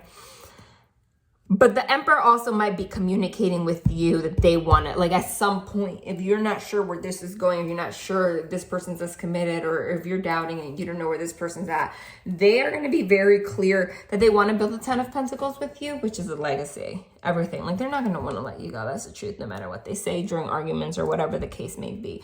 But the issue that you guys are having is based on communication. Wow. Okay, you guys have communication issues. See the moon. And the communication issues that you have with the moon card are based on very deep things, very deep-seated things, childhood things. The moon signifies the subconscious mind, subconscious programming. You might be in a toxic cycle. Look up attachment wounds, okay? Take one of those tests. Find attachment style test to see if you don't have a particular secure attachment. Maybe you have anxious, maybe you have fearful, avoidant, dismissive, or you'll be able to recognize what you guys play out. Once you look into that, it will lead you down the path to help fix your communication and leave space for this person to do the same. You'll come together and really make it work. But there's a lot of deep things that are really affecting the way that you communicate. And that's what it is. Yeah, you see? Look, 3 of Swords is heartbreak, Lord of Sorrow.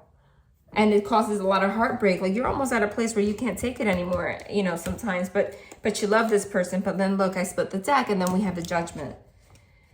The Judgment is Judgment Day. It's also somebody, you know, coming back around. Even if you're not with them, they come back around. If you're with them, they come back around and like as a different person, as a more improved person. Everything that was in the coffin, which is like the moon card, you see the coffins there, gets released so that you can have judgment and have a new life and have this legacy. If there's a 10 of Pentacles there, there's no doubt with the Justice that you guys are meant to be together. Don't let go, okay? And listen, I don't say this to everybody. There was a reading I've already did where I had to, and I hate that, but I don't lie, and where I had to tell someone like, no, this is not your person. And that's the truth. And that's the truth. And if that's the truth, that's the truth. Okay? But look here, Magician and then the Two of Pentacles. You're in between, like, I don't know, this is juggling. But you see, the Magician is energy and manifesting. Here's this Lord of harmonious change. So there will be harmonious change between you guys. This is absolutely a connection that you need to keep trying for. Okay, and please. And you don't have to bring this up. Don't nag this person, whatever your loop. You know how you can help fix the situation or like strengthen it. Look into your own healing journey and leave space. See, once you work on Five of Wands in reverse, which is the Lord of Strife, which is the arguments and stuff, you don't even have to tell them so much. Just start working on yourself and start opening up. Start reacting different. You're going to notice then you're inviting them to react different. Turn on the air conditioner. I can't breathe. And it's going to come together. See, we got the Emperor before. Now we have the Empress. They're showing up as your Emperor. Work on yourself. Become the Empress, which is nurturing, receptive. You need to work a little bit more receptivity. I think that you're a lot more harsh on others than you think you are. Okay? I think that you fear intimacy a lot more than you think you do. And that's okay. And if you need counseling or something like that, go do it. But you need to put the effort. Okay? You need to put the effort. Remember, we have free will. You have the power to change this. You are meant to be with this person. Okay, I hope this helped. I'm going to the next one. The next one is Elizabeth Alvarado. Let me clear the energy because I just did another reading. So I don't want the energy from that reading to be messing with yours. Absolutely not.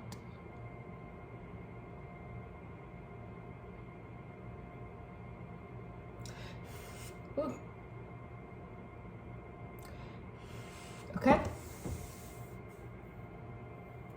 Let me shuffle. Let me see what your questions are. I have them written down here because there's no way I can remember them. Will Richard and I get married? Yes. You know that I don't really need cards, but that's actually your second, Jesus, hold on. That's actually your second question, but it just popped up to me. Okay, like, right now you're sad about the situation though, because things keep falling short, okay? You feel like there's like a lack of passion here sometimes and you don't know what to do about it. But look, we have the Ace of Wands and then the Eight of Pentacles. No, this is the Four of Pentacles. And then the Eight of Pentacles and the Foolish Man, yeah. Okay, so there's some kind of disappointment, some kind of sadness that happens here between you and this person. A lot of passionate communication between you guys. Sometimes it gets overwhelming though.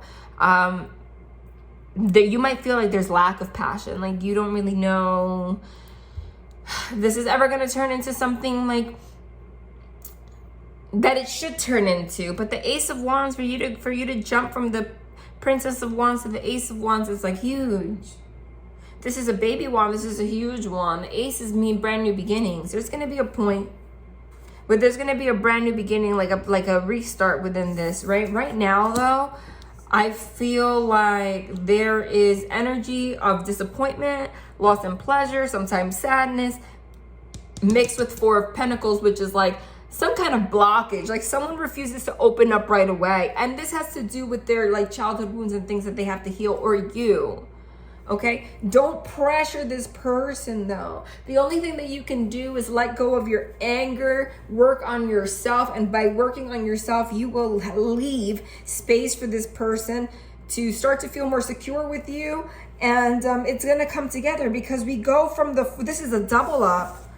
The Four of Pentacles to the Eight of Pentacles means the Eight of Pentacles is working on something, like actively working on what? Having a brand new beginning, even if you are with this person. Like a rebirth. Don't worry, I'm going to confirm more. Why is this backwards? Because it's the Ten of Cups. I didn't even notice that. Oh my God. And once you do that, there's the Ten of Cups.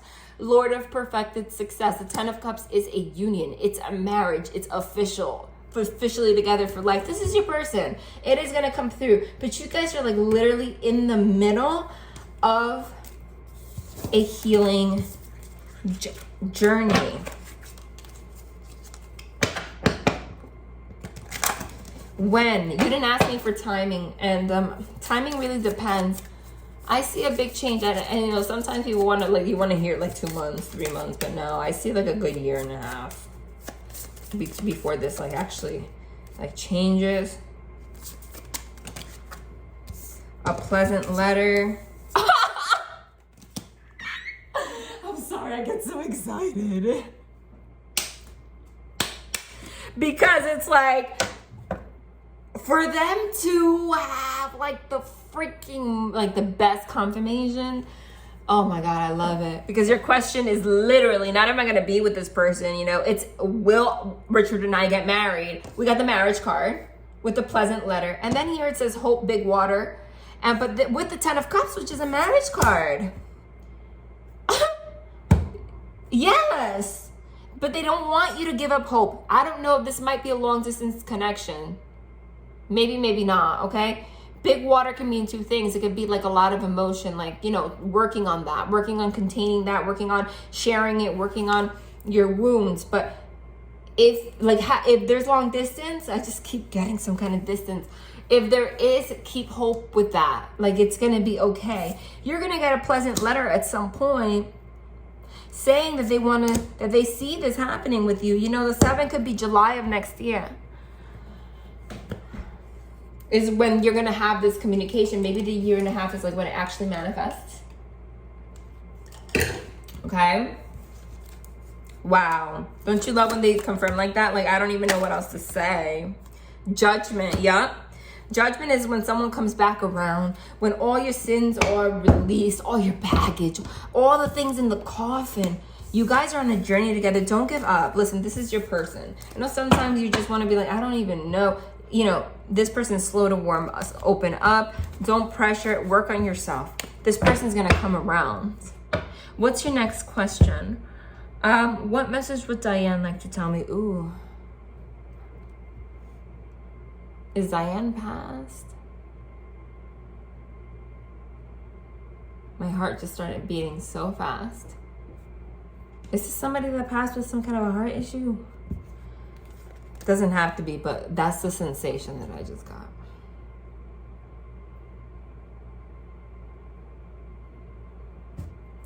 Let's shuffle and see.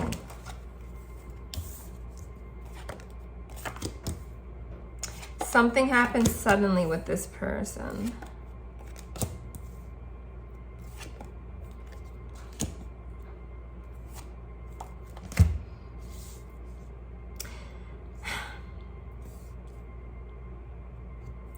Diane wants you to know that something happened suddenly.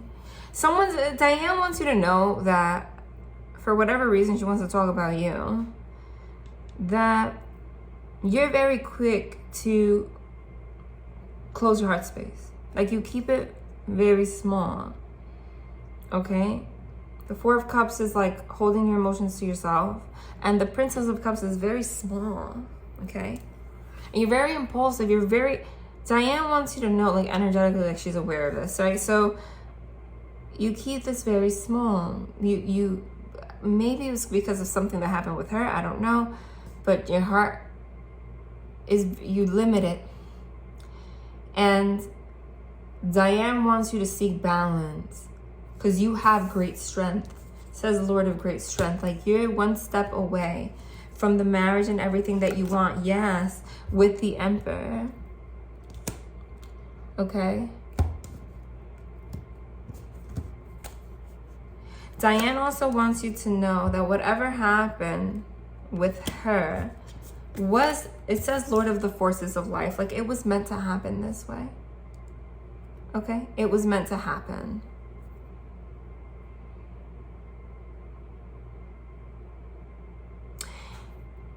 Is Diane past? I get this energy, or someone that's like distant from you. But I'm a medium, so I pick up on that. Because if it's not Diane that I'm picking up on that's past, please comment down below, and then I will do like another thing for you. Because Because if that's not the case, honey, there is somebody that passed on, because I see them clear as day, and I keep feeling like pressure in my heart, whatever, that's coming through for you. And they're just, and I'm getting it. And one way or another, you don't even realize that this person is helping you with your karmic lessons. Oh my God. Yes. And yes, it's somebody that passed. Because there's the Eight of Cups. The Eight of Cups is walking away. And as I said, it was the force of life. Like, everything in life happens for a reason like that. So there's nothing that you need to worry about. But whoever this is very protective of you. Watches you with love, watches you, but they feel like ever since this happened or something happened in your life, you really keep your emotions small into yourself and you don't even realize, and that has a lot to do with your, you know, ability to move on, like connect with this person or get married, etc. Okay? Yes. And there is a need for you to move on. It's time for you to move forward and create love. I don't know why but it's like this person, whoever this person is that's passed on, is very invested in your happiness. Okay? She wants you to be strong. Okay? Empress, which could represent her. Okay, wants you to spiritually awaken and get this commitment that you deserve.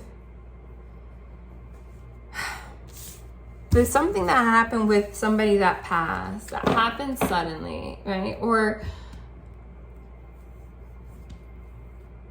And they're very invested on you. You see, opening your heart space, because there's the Hermit. Like, after, like, there's something about that. They want you to open up. If this doesn't make sense, can you please comment down below? Because like I said, I feel spirit, especially when they're crossed over. So if it's not Diane, if Diane is living, listen, there is somebody in your life that passed that's giving me this message clear. And if that's what's coming through, that's what's coming through, and I have to share it. So let me know. Because if it's not, I will post something else in the next one and, you know, address it. But I feel that way. Okay. The next one is for Sandy Hogg. Welcome. I'm so happy to do a reading for you. First, let me light some Palo Santo to clear the energy. Ooh. Let me try not to burn myself. That might be an omen. I didn't even read your questions yet. I have them all written down because there's no possible way that I can remember these questions. Okay?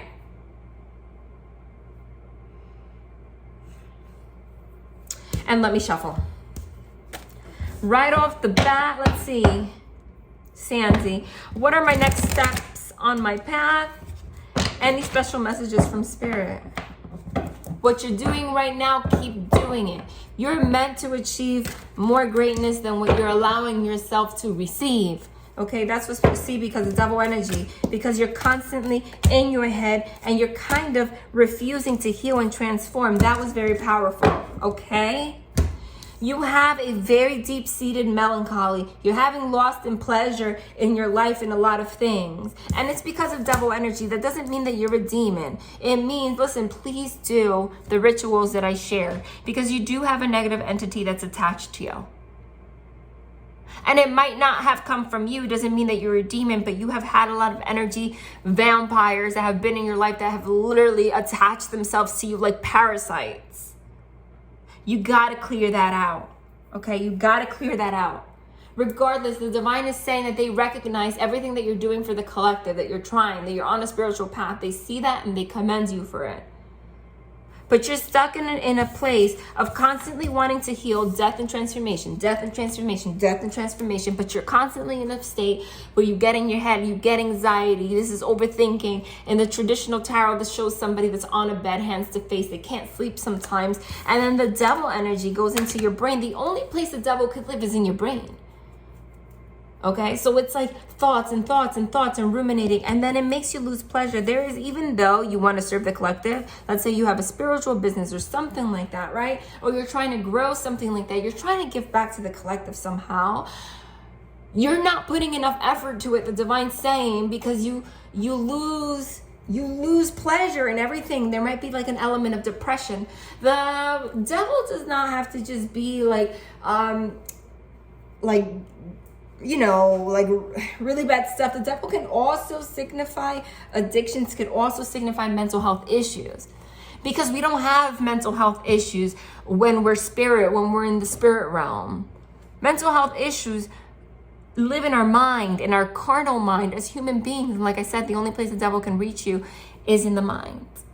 And I know people are like, okay, well, how does that work? Because, genetic conditions like depression and stuff is hereditary, and I'll tell you why. Because there's something called epigenetics. Do you know that trauma is carried over? Because everything that somebody experiences causes a reaction in our brain, and it changes the chemicals in our brain. And then what happens is, even if you didn't have that gene to begin with, you have children, and now all of a sudden that gene exists, it mutates, and you pass it down generations. So all of a sudden that depression that started somewhere gets passed on in generations, but that doesn't mean that it was hereditary since the beginning of time, through epigenetics, through something that someone in your family went through. And that goes hand in hand. I always say, like, in the spiritual community, we talk about karma, we talk about karmic lessons and stuff, but it goes hand in hand with science. Okay? Yes. This is lifetimes and family karma that you're dealing with. And it's also in your brain through epigenetics. It's like it's coded in there. That's what the devil is. So there's an element of like some kind of depression that gets you sometimes, and you're trying to heal, you're trying to work on it, you're trying to serve the collective, and then you get hard on yourself, you get down, you start thinking, and it's stopping you from actually transforming. It's like Spirit speaking to you so clearly. What are your next steps? They want you to get through this. They want you to work towards being the Empress. Look at that. Recognize your freaking power. The embodiment of all queens. Listen, this isn't going to help itself, is what they're saying. Whatever you're going through, listen, even if you feel 3 of Swords, there's some kind of heartbreak, some sorrow. Absolutely. If that's what I channeled, and now we have the Lord of Sorrow here, then that's what I'm saying.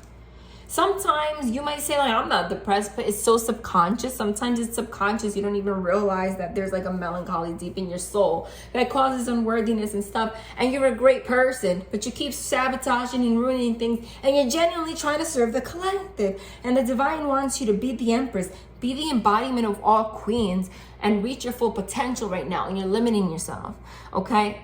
There is nothing wrong with this. Maybe you're not even aware of it. Sometimes we don't even recognize it, but it's our driving force. Understand, don't have too much pride. You can, if you need help to get through this, see, it's part of your karmic lesson to, it's part of your karmic lesson to be able to move forward, Chariot, to be able to get a loving relationship, to gain, part of your karmic lesson is to gain the strength to defeat this lion that affects you from reaching your full potential. And this is Lord of the Forces of Life. The Wheel of Fortune is karma. So this is something that has passed on, that has like gone on the Chariot, right? And has passed on generation through generation. It's like karmic, it's like family karma. A generational curse of some sort. The divine's trying to push you. It's time for your fortune. It's time for your life to change. Okay? So the next steps is the divine wants you to know the fortitude could also be pride. Sometimes you think, I'm spiritually lucky. See, look, the Hierophant is spiritual awakening, right? I never read reversals unless they come out and like specifically they tell me to read it that way. The Hierophant is like spiritually awakening, institutions like counseling, religious institutions, etc. In reverse, it's like you're refusing to do that. You're refusing to see that. So there's an element of like pride, or you're like, it might not even just be pride. It might just be like your own fear, like something blocks you from actually wanting to heal, do the work, and see the truth, even though you're trying. Because it's too painful. And you have to understand, like, you can't do this alone, okay? So if there's something, listen, and even if you don't think that you will benefit from counseling, the divine wants you to know that it's time, like, this is not self-help book stuff, okay? Like, go talk to somebody. Look up attachment wounds. Get a counselor, a therapist. You need to find a way. And if you don't have insurance or something, listen, because it's unfair in the United States. We have such a mental health crisis, and it's so hard for people to get mental health care.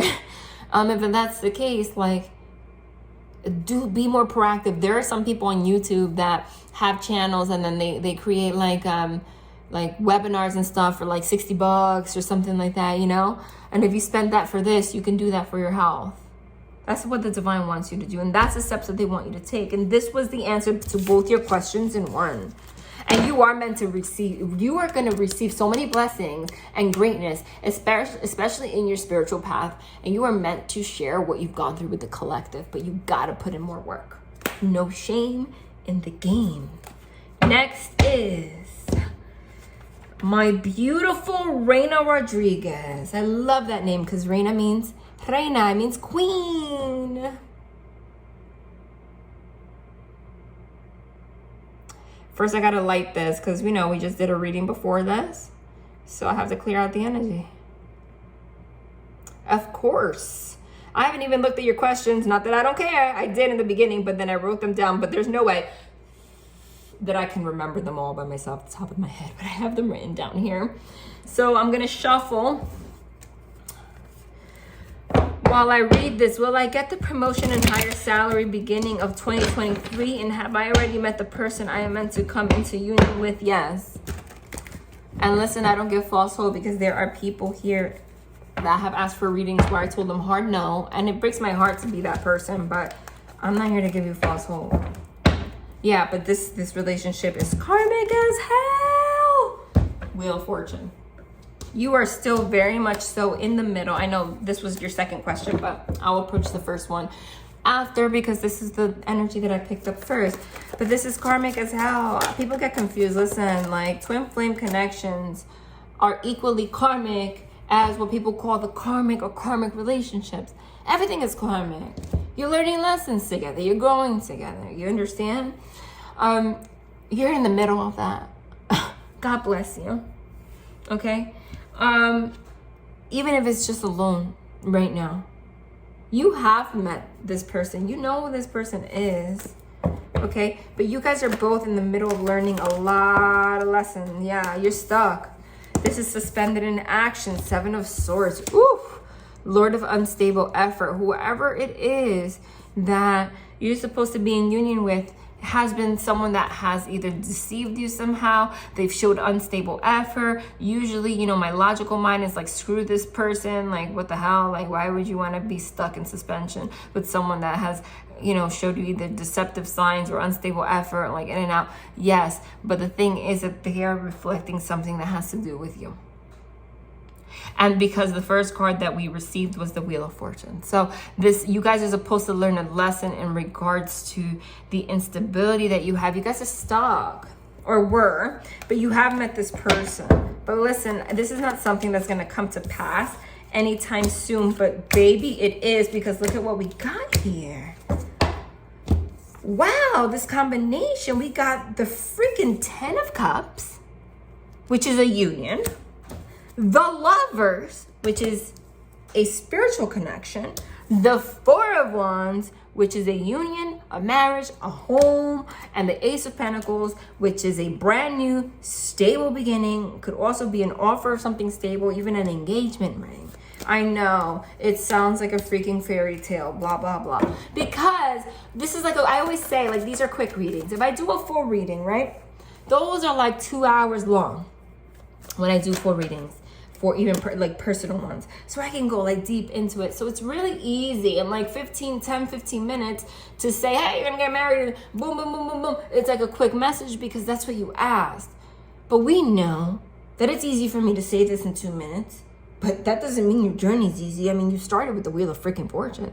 This is gonna be a process. It's gonna take like 2 years,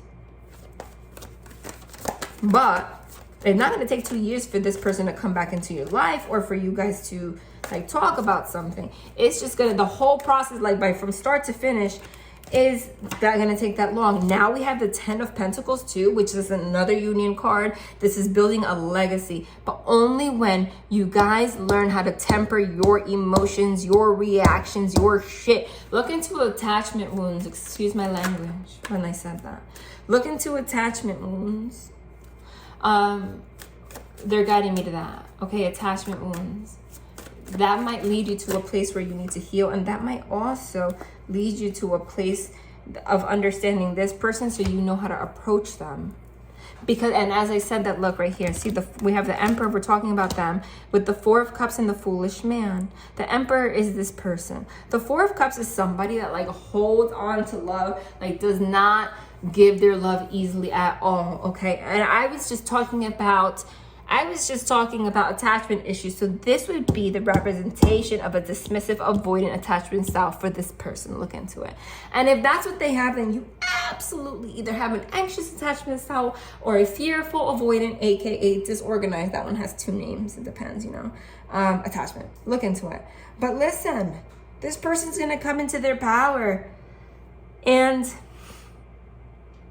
jump, like, release that, like, be able to eventually open up. Both of you are learning things and gonna have a brand new beginning. They feel this foolish man. They feel like a fool for letting you go at some point, or for not making this like you might have, this could be someone that you were like just friends with, you know. But I do see, you know what I'm talking about, okay? I'm gonna pull more cards for that. And I wish I can, remember, if it was a full reading, I'll go into it like for hours and like just dissect it. But this is quick. Okay. Okay, yeah, this is a twin flame connection because now we have the chaser. Like, wow. Oh my God. The odds.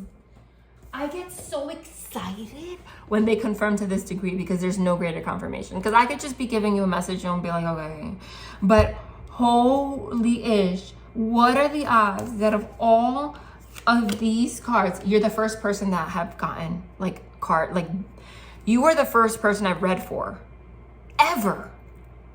Not like just now today in this Christmas special. I'm talking like ever in personal readings on YouTube that got these combinations in a row like that. The chaser, the runner, and the mirror. You know twin flame connections are mirrored souls. This is literally the definition of a twin flame connection. Oh my God. And look, and I just split it and then it confirms.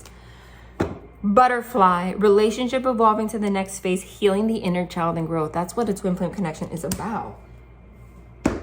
The chaser, the runner, and it's crazy because I was just talking about attachment styles and people, you know, there's a spiritual aspect. I do believe in twin flames. Of course I'm talking about it, but there's also a psychological aspect to it. We are humans, and the chaser runner dynamic really does go hand in hand with attachment wounds. Okay, like the runner would be the dismissive, the chaser would be the anxious. That's an example of that. Let me read it. Chaser in a codependent relationship, fear of abandonment issues. So you guys struggle with that. The runner in a codependent relationship, fear of intimacy, listening to ego. Okay, there you go. Mirroring each other, self-image, relationships reflect our wounds, introspection. But then you guys eventually, you go into a cocoon phase and the relationship evolves to the next phase as long as you are proactive into healing your inner child. For these cards to come out to this degree, you know this person. And you know, I know that you asked the question in this way. Instead of saying like, this is my person and I love them and whatever, and are we gonna come to union? You kept it open-ended because you really needed the confirmation.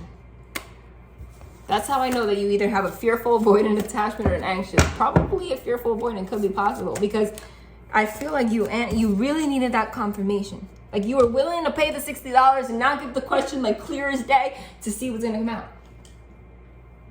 Because you got trust issues. Will I get the promotion and higher salary beginning 2023? I think, can I be honest?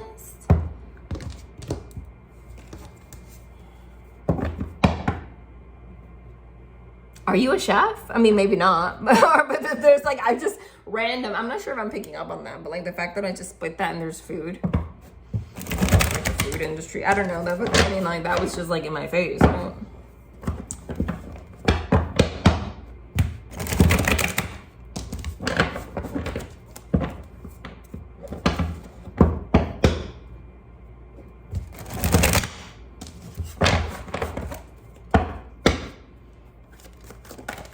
What I was gonna say is, see with the devil on the bottom, like, I feel like you should look for another job.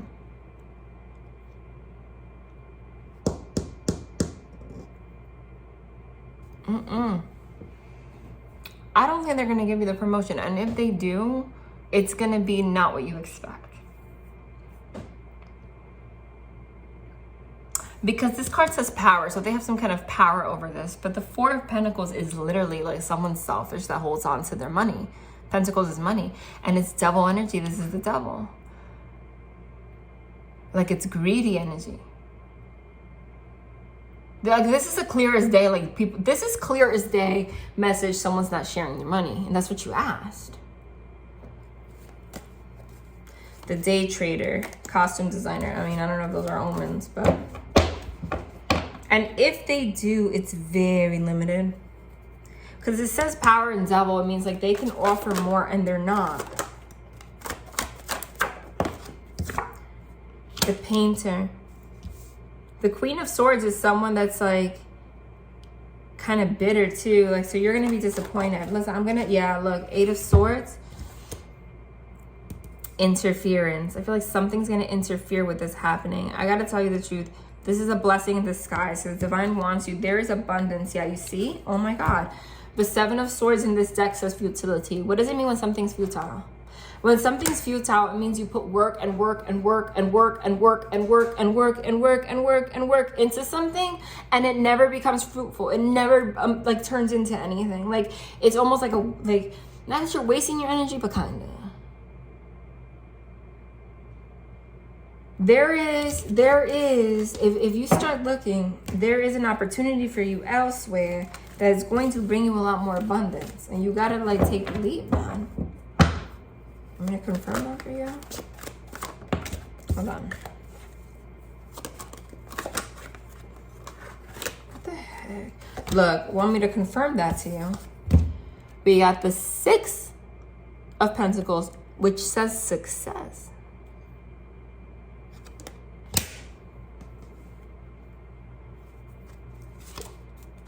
Got the Chef again. Success, and you'll have a better boss.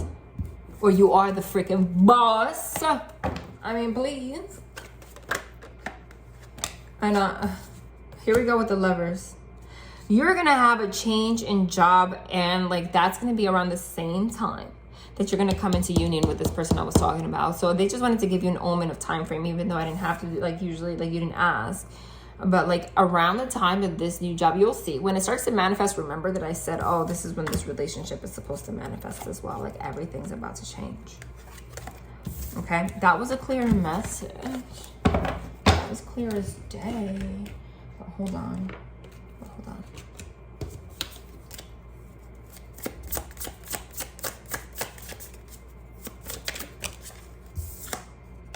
Main female. So we're talking about the relationship. The good Lord. The good Lord. When I see the good Lord, like to me that means like sad news, false person. In terms of the relationship, the good Lord, that means it's a spiritual union. You are going to be the main female with this person. Now, in terms of the job thing, you're going to get sad news because someone's a false person, like constantly like offering you things and it never being what you expect. Oh, something just fell. Hold on.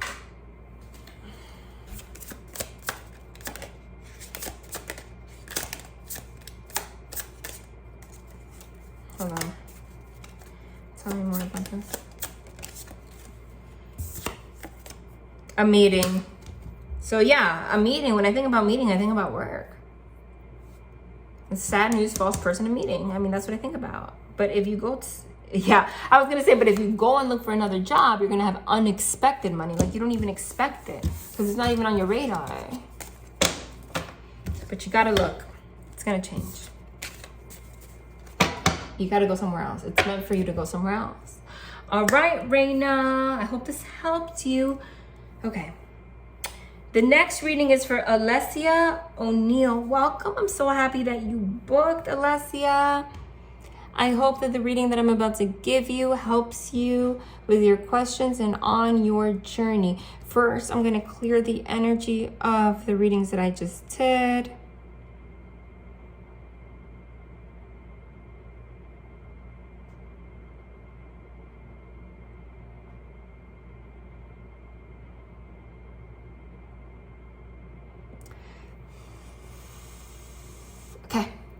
and I'll shuffle. I haven't even looked at your questions yet. I did when I wrote them down. I have them written down in a book because there's no way I'm going to remember. Like, there's just physically no way. Yeah. But we're going to see it. What are your questions? Number 1, is my boyfriend trustworthy? Is this relationship going anywhere? Will I be financially abundant so that I don't... Well, those are actually 3 questions, but don't worry, I'll give it to you. You snuck in an extra one in there, Alesia. It's all right. Will I be financially abundant so that I don't have to depend on anyone anymore? Well, you got to make some moves, Alesia.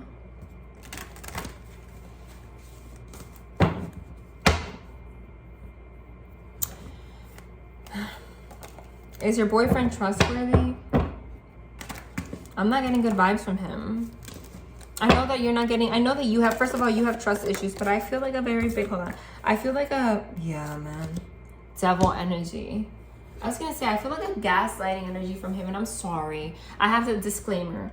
I'm not a fairy tale reader. There are some people that booked, that have gotten beautiful readings in regards like your twin flame journey is going to work out. And there have been people where I'm just like, no, I have to be honest because I care about you guys. And I don't want to put things in your head, but that's why you're here. Listen, the first card, the first thing that I got was no. I don't really trust this person. I don't like the way that they treat you. I don't like the way that the vibe that they're giving me in general right now. I think they have a lot of healing to do, and I don't think that they're going to really accomplish that so much in this lifetime. The devil is the first card. Okay, you asked if they're trustworthy. Well, the devil is not trustworthy. I'm getting a very big gaslighting energy is what I was going to say. Like someone that, you know, you bring up, I don't trust you, whatever, things are weird, and they're going to make you feel like you're crazy. Okay, yeah, look, 5 of Wands. I just picked it up.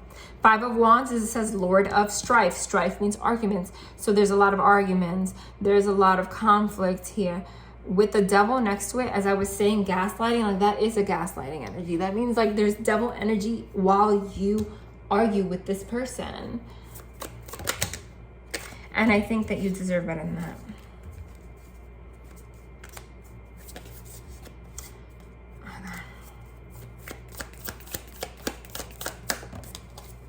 The Phoenix. New phase, renewed, transformation, growth, change mind. I feel like this situation is going to help you transform. Okay?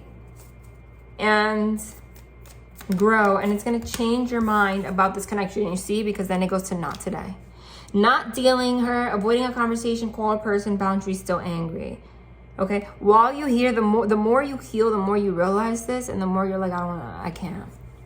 I just see that, and it's coming out in the cards, and it says changed mind, but it also says rekindle and renew. So like this person is gonna keep trying to come back into your life. I don't know, they just give me really narky vibes.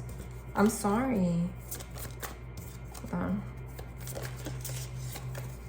I'm not saying, and I don't want to like bash, I'm not saying that you guys don't love each other and this person, like there's no love here, but like they have, well, honey, I gotta be honest. And if this is the case, you got a lot of healing to do, and I really hope maybe get some counseling, look at self-help books, and because it has to affect you somehow, okay? And then you get sucked into it, and it's a negative cycle, and it make you feel like you can never leave. It says the golden mirror. It says self-absorbed, narcissist, one-sided relationship, and love bombing. The fact that I just said that, and listen, I know it's hard. Sometimes they're overt, sometimes they're covert. Sometimes the covert people are like the ones that they act like they're perfect, like no one would ever think that they are this kind of person. They're loving, etc. But then they're like sheep's and wolf in sheep's clothing. They're not trustworthy. They do things and then they gaslight you into thinking that you're the problem. And they might even make everybody believe that. And then when you leave, they'll try to renew and rekindle and try to love bomb you. Literally, as I said that, 7 of Cups, it says Lord of Illusionary Success. The 7 of Cups is the gaslighting card. It's illusion, delusion, confusion. It's like thoughts all over the place. I literally say this all the time on my channel. It's like a mirror that's like dirty as hell. You need some Windex to clean it. That's what the Seven of Cups is. The Seven of Cups is also somebody that has a lot of options. And so I do feel like this person cheats. Yes, when I see the High Priestess in reverse, the High Priestess in reverse is another woman. I'm sorry, Alesia. I'm sorry. Okay, what's the outcome here? Hold on. The outcome here is that you are going to grow exponentially, and because of this situation. This happened. The divine wants you to know so that it could lead you to the healing, because otherwise, because of childhood wounds, because that's what pushed you to want to connect with somebody like this in the first place. So then once this happens, it'll lead you to your path to, it'll lead you to unblock your heart. The Two of Swords is blockage, but here it says Lord of Peace restored, okay? It's going to lead you to that. And once you're able to move on, you're going to find the love of your life pretty quickly. Will I be financially abundant so that I don't have to depend on anyone anymore? Listen, I don't know if you were raised by narcissists or people that have that tendencies. I just feel such a big gaslighting energy. And sometimes that mentality where you have to depend on people come from that. Because sometimes they break you down, make you feel like you're not worthy of working, or like they use finances to control you also. Right? Or, they're codependent and like they don't want you to like work. They don't give you the work ethic because they want you to like be on beneath them. Whatever the case may be, I just get that kind of energy from you. Okay? Will you be financially abundant? I think, yes. The Star card is hope, healing, and faith. What I was going to say is that I think that you being able to be financially abundant goes hand in hand with your healing. You have to heal what stops you from being financially abundant on your own in the first place. There is something that's blocking you from that, and I think it's narcissistic abuse or something along the lines, something that makes you feel unworthy of success, something that makes you feel unlovable. You've been gaslighted, you've been gaslit for a very long time. I'm getting that very clearly. You need to heal. You need to go to therapy, counseling. Don't ever let anyone discourage you.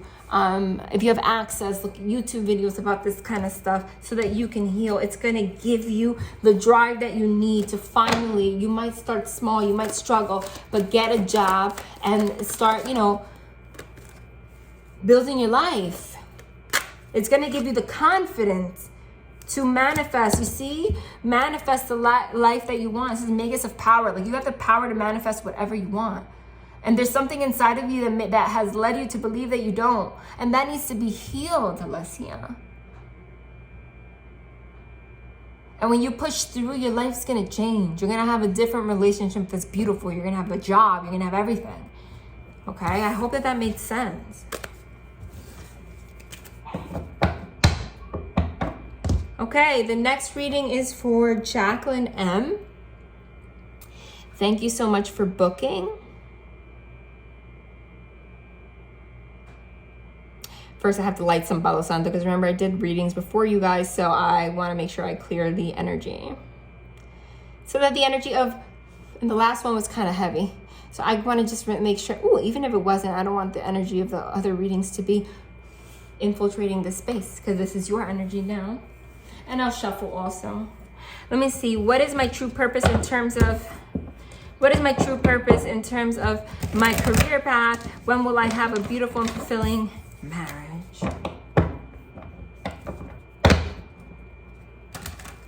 Timing is very tricky because it really depends on when you heal this.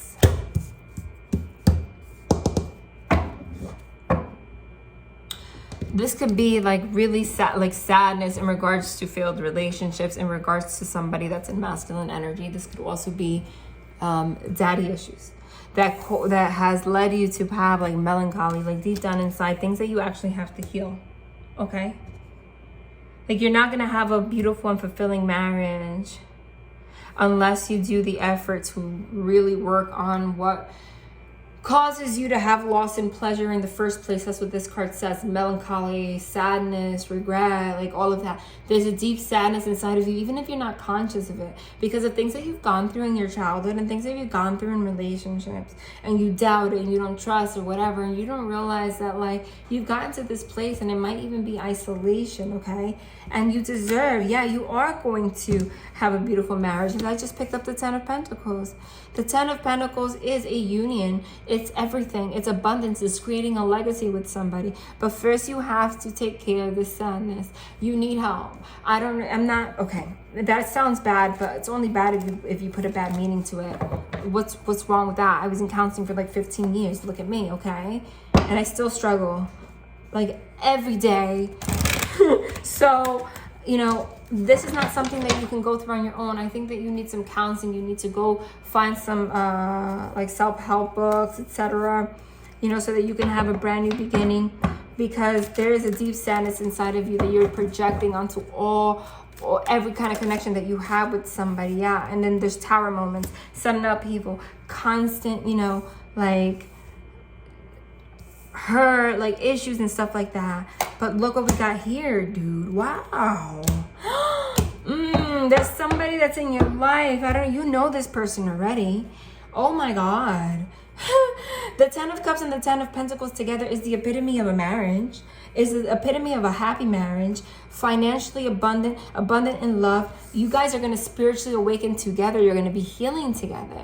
You might be going through this journey together in general. You're obviously a soul connection. You have the Hierophant and the High Priestess. The High Priestess is the counterpart to the Hierophant. The Hierophant in other decks is called the High Priest. This is the spiritually awakened masculine. This is the spiritually awakened feminine. And I want to tell you, I don't know if you realize this, but whoever's in masculine energy is a lot more sad about this situation than you realize.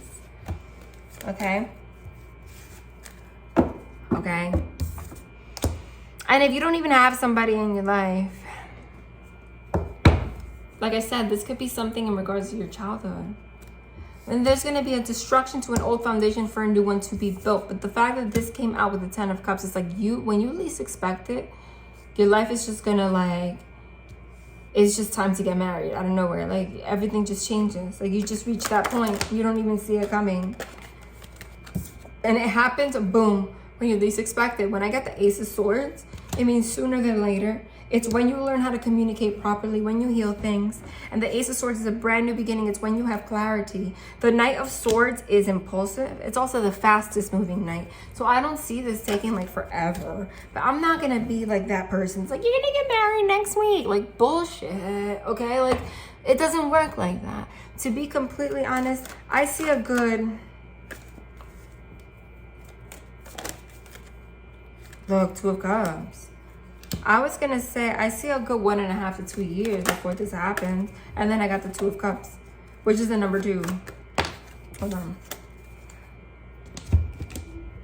That doesn't mean, honey, that like you're going to be miserable for the next 2 years. It means that you're going to be on a long journey for a little while. Even like while connecting with someone. Yes, until you get out of these shackles, until you get out of this oppression energy. Oppression. Look, someone's handcuffed. This person's in jail. This is like having the weight of the world on your shoulder. This is, you have to work on what has you shackled. This is part of a karmic lesson. Wheel of Fortune is part of your karmic lesson. You need to release the things that are holding you back from love. I'm telling you, the divine's just waiting for you to do that work, and something's just gonna happen. Like it's one of those things that happens suddenly, especially because this Wheel of Fortune card also has, it looks like a tower card. Like look at the tower. The tower here shows lightning, boom. And remember, the tower came out with the 10 of Cups, which is the union. The tower, and this Wheel of Fortune, which is sudden events, just the way they drew it just looks like it literally just looks like a tower card. Like that's how it's gonna happen. Fortune out of nowhere. As soon as you take off that shackle, you gotta put some effort. Don't like put so much focus on the other person. You gotta focus on yourself more. As soon as you start opening your heart space, as you do this healing, this is just gonna come together out of nowhere, okay? And what's your true purpose in terms of career path? You feel really stuck right now, I see, because we have the Hanged Man. You're a very resourceful person, first of all.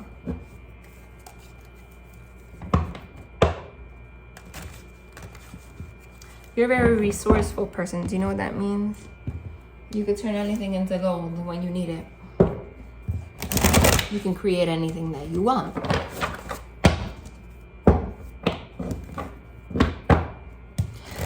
I just hear teaching. So teaching. Why is this backwards? Teaching doesn't have to be a teacher. It could be anything. It could be a spiritual teacher. It could be a professor. It could be a yoga instructor. It could be anything, or a kindergarten teacher. But I see you teaching others. So if that resonates with you, that's what it is. Again, you have to heal this. There's something inside of you, that Five of Cups, disappointment, is something very deep that's stopping you from getting in touch with your intuition, that tells you what your career path is and helps you have this relationship and all that in the first place. You're just like disappointed. There's like a depression energy here, honestly, because you feel like you don't even know where your life is going. But we're talking about life path. So your life path might be literally helping people with depression. Maybe you're going to be a teacher of some sort in that regard. A spiritual teacher, or someone that teaches people how to handle their emotions. Maybe you'll give some kind of counseling yourself. Okay? But you're going to be someone that helps a lot of people that have experienced that same Five of Cups energy. But now we got the Prince of Cups, which is the filmmaker. What?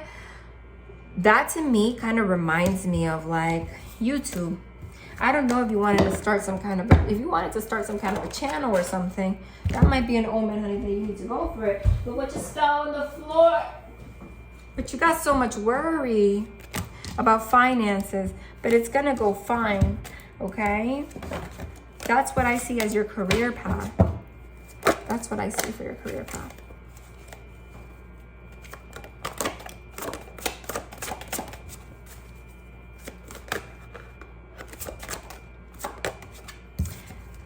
Look at you, all abundant, closing out old cycles. You're going to be successful. Jesus. Whoa, something just fell on the floor. Yeah, I feel like your career path has something to do with healing people's heart. It's sorrow, heartbreak, disappointment. But then you have the filmmaker and the universe, So if you were thinking about that, or maybe you never thought about that, but that might be an omen for you to do something like that, okay?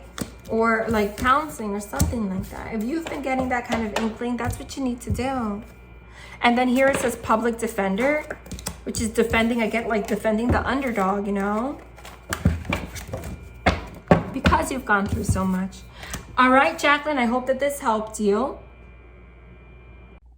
And last but never least, we have Jessica Cocciolo.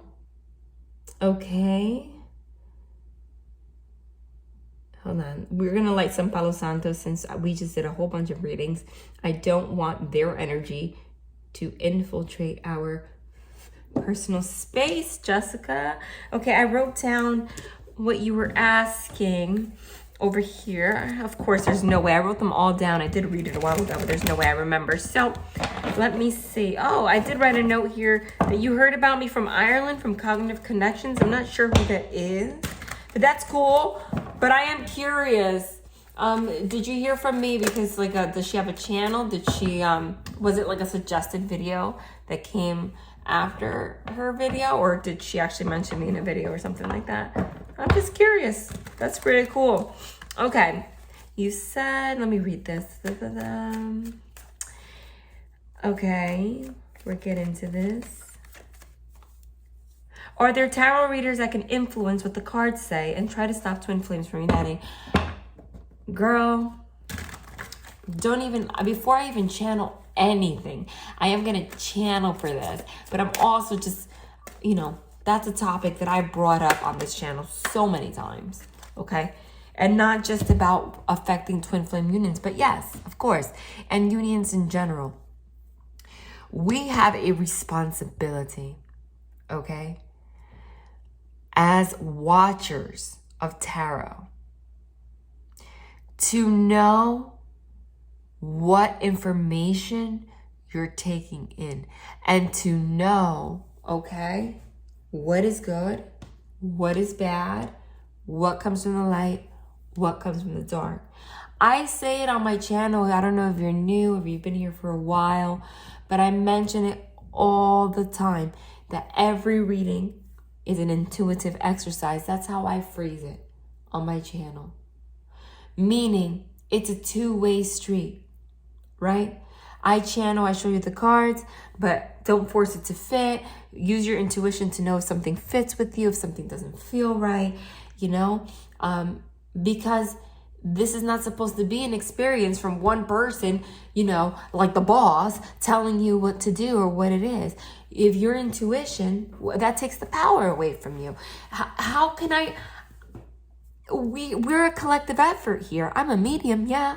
I'm a tarot reader, yeah. But I'm picking up on your energy. You might not be aware that you're projecting your energy onto me, but you are. So it is a two-way street. So you're going to feel when something is off. And listen, you're going to feel when something is off, not just for readers, but for everybody in your life.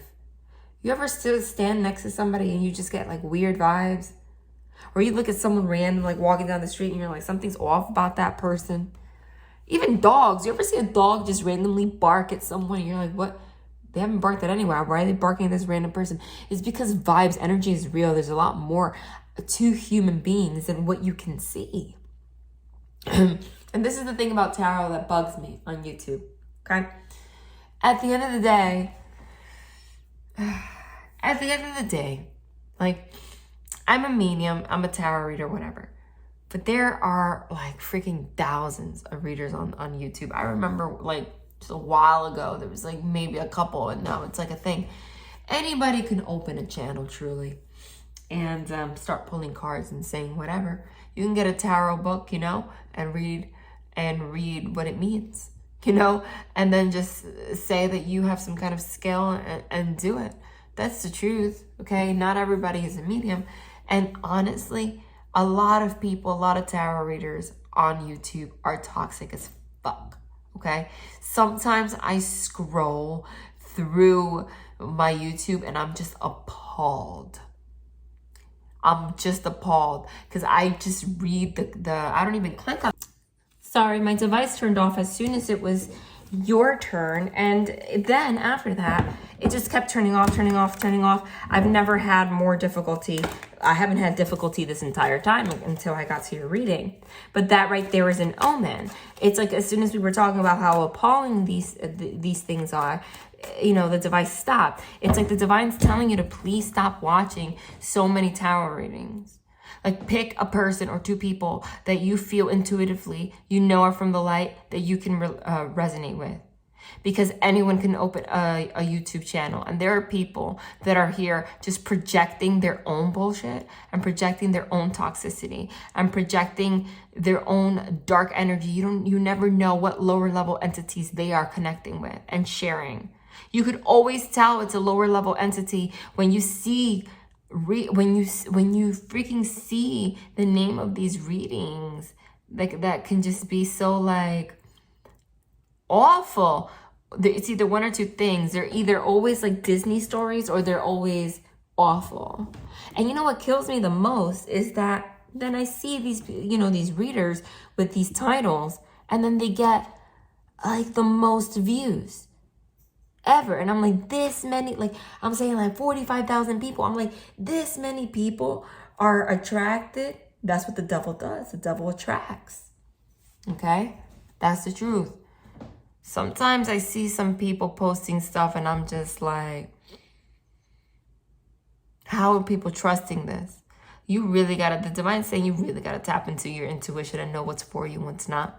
Because at the end of the day, thoughts create your reality. And that's how the devil gets you. The devil gets you by getting into your mind. Okay? So as long as you have 1 million people with their toxicity, projecting their shit, okay? Your device, everything keeps stopping when it comes to your reading. Okay? So you're just going to think about it, and it's just going to continue to manifest. Honestly, if this just stops one more time, I'm going to piece this back together, and I'm going to post it separately and call it a day and put your name, specifically a video for you. Because this is crazy. I don't know what's wrong with my device, but it like won't attach it to the other video. Okay? So, you asked about this last reading that you had with this reader, and you wanted to know, you got a bad vibe from them, that they were trustworthy, okay? And if they're trying to stop people from union. So we already addressed, I went on to a rant, but it wasn't really a rant. I was channeling that message for you, okay? And you also asked if you can trust when he comes back. Jessica, I don't know what's going on with your reading in particular, but I've had to piece this 100 times. See, it says Lord of Shortened Force. You can't make it up. There is, I'm not going to lie to you, okay? A dark entity attached to you that is trying to block. I haven't shared this message with anybody that has asked me for a reading. Nobody. I'm getting it for you. I have been trying this. It was like an additional 40 minutes. Okay, you have a dark entity attached to you. Please do me the favor, and you of all people, do the rituals that I recommended in the beginning. Okay, do it. It doesn't have to be that somebody put a spell on you. It could just be bad energy from people, energy vampires, etc. And sometimes you just connect to the wrong person. And it clings to you. There's the Princess of Swords. I was about to ask you, look at that. Not gonna lie. You got a bad vibe, honey. You know what's interesting? The Princess of Swords is the Page of Swords. The Page of Swords is the card of like social media. And it came out with the Magician.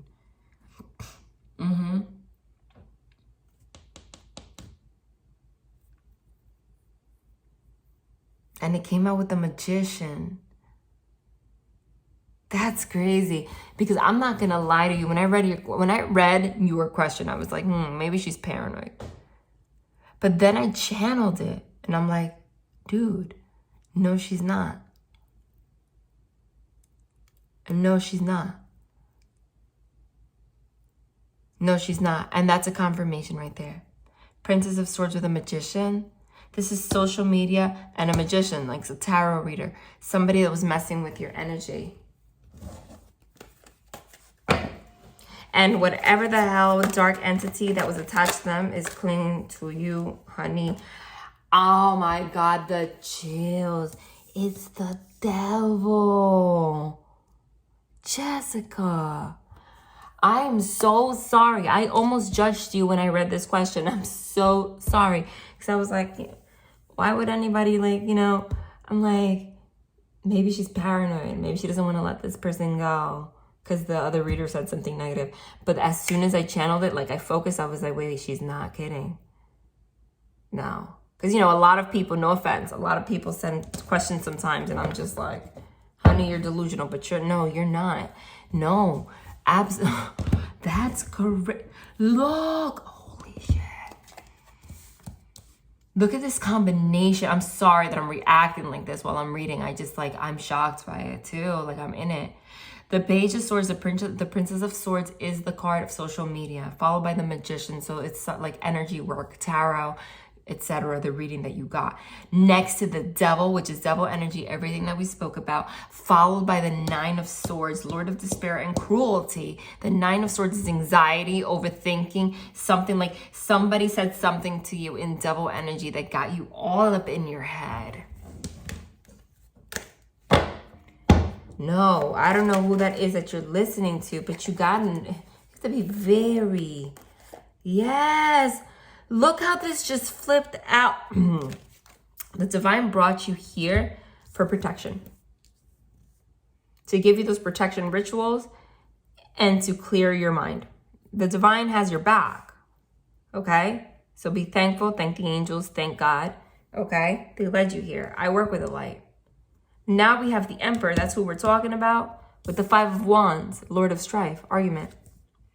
So you had a reading with somebody, devil energy, that got you in your head about an Emperor, which is someone in masculine energy. And it was all about conflict. It was all about strife. Okay? Yeah, you had strife with this person. But this reading absolutely, was full of devil energy. I don't know why. Listen, I keep getting the energy I don't know if this person went out of their way to put spell work or if it was just their vibe. They have a very, you didn't tell me who it was. They have a very dark entity attached to them. A lot of these tarot readers, I'm telling you, besides them, some of them literally had mental illness, you can tell. And like convince themselves that they have powers and open a channel and people are listening and it's screwing with your head, and that's devil energy. I'm not gonna lie. Some of these people, literally, I've seen it. I've seen some behaviors on YouTube that I'm just like, and I channel it, I know. And there are some people also that think that they could just pick up a deck of cards and start reading tarot and don't know anything about protecting themselves from dark entities.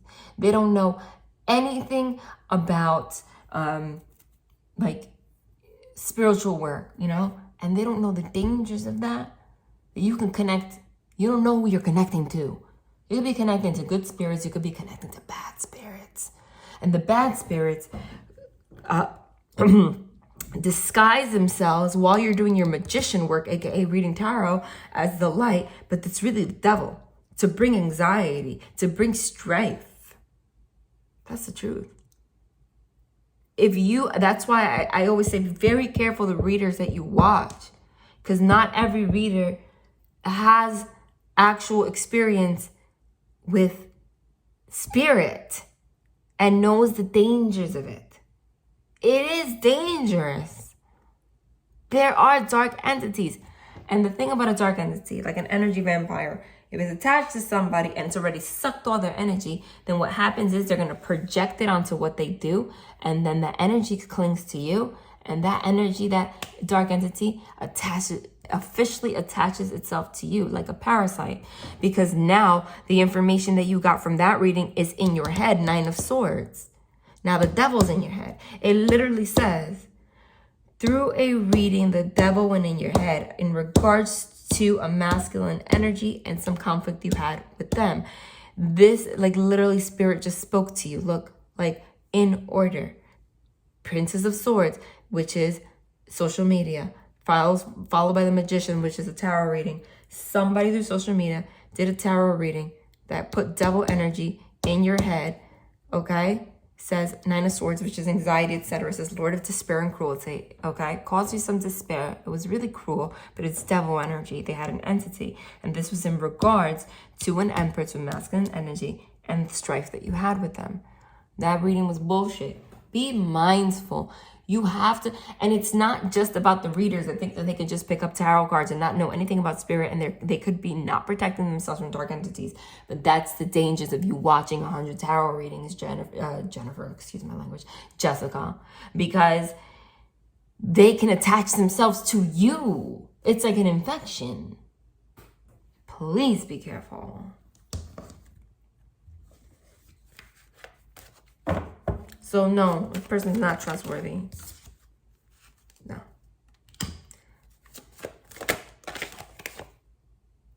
No. Because for you and this person, I actually see the Hierophant and the Star card, which is the next question that I was going to. That's completely different energy. This energy doesn't match this. This energy is commitment. It's higher learning. It's spiritual awakening. And it's next to the Star card, which is hope, healing, and faith. Okay? Let's ask about this person you're asking about. Whoa, whoa, whoa.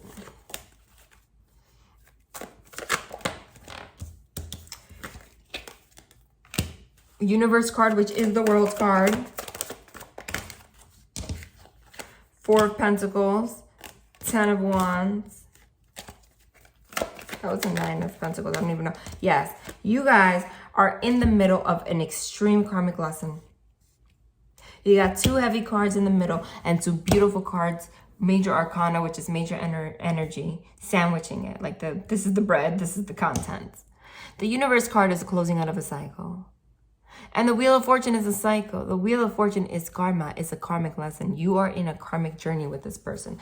Do not mistake that with someone being your karmic. I'm not very big on the labels, okay? Because even twin flames and soulmates, etc., you guys have a karmic connection. You're learning karma and going through karma from past lifetimes, etc., together.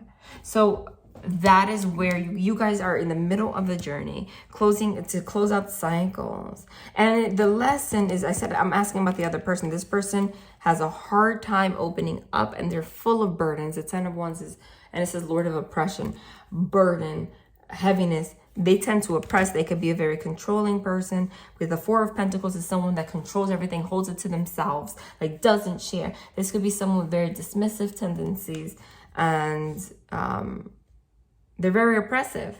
But you want to know what? Oh my God. But look, you see, I told you, that old reading, no, don't listen to it, because now we have the Emperor and the Empress on the table. This is a divine pair, period, and the story, like you're looking at it, okay? The thing is, you see, even though they have an oppressive, controlling energy, you lack spiritual awareness. I have to be honest, and that's no negativity. It just depends on where you are in the journey.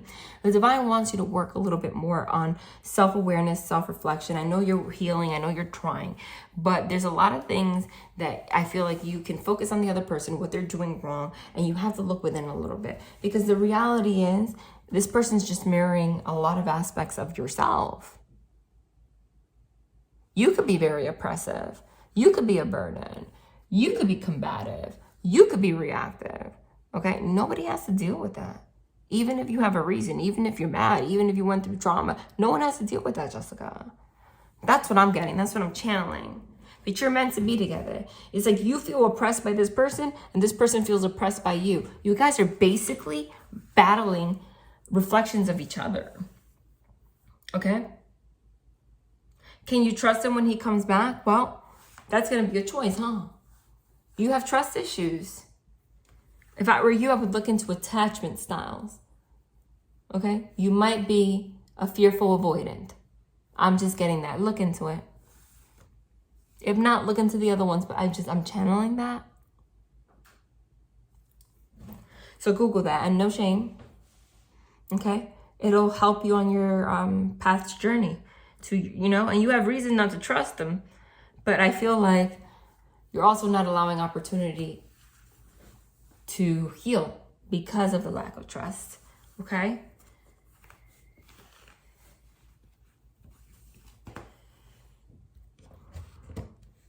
Tell me if this person's going to come back. I'll pull cards on it though. I mean, it's kind of clear here.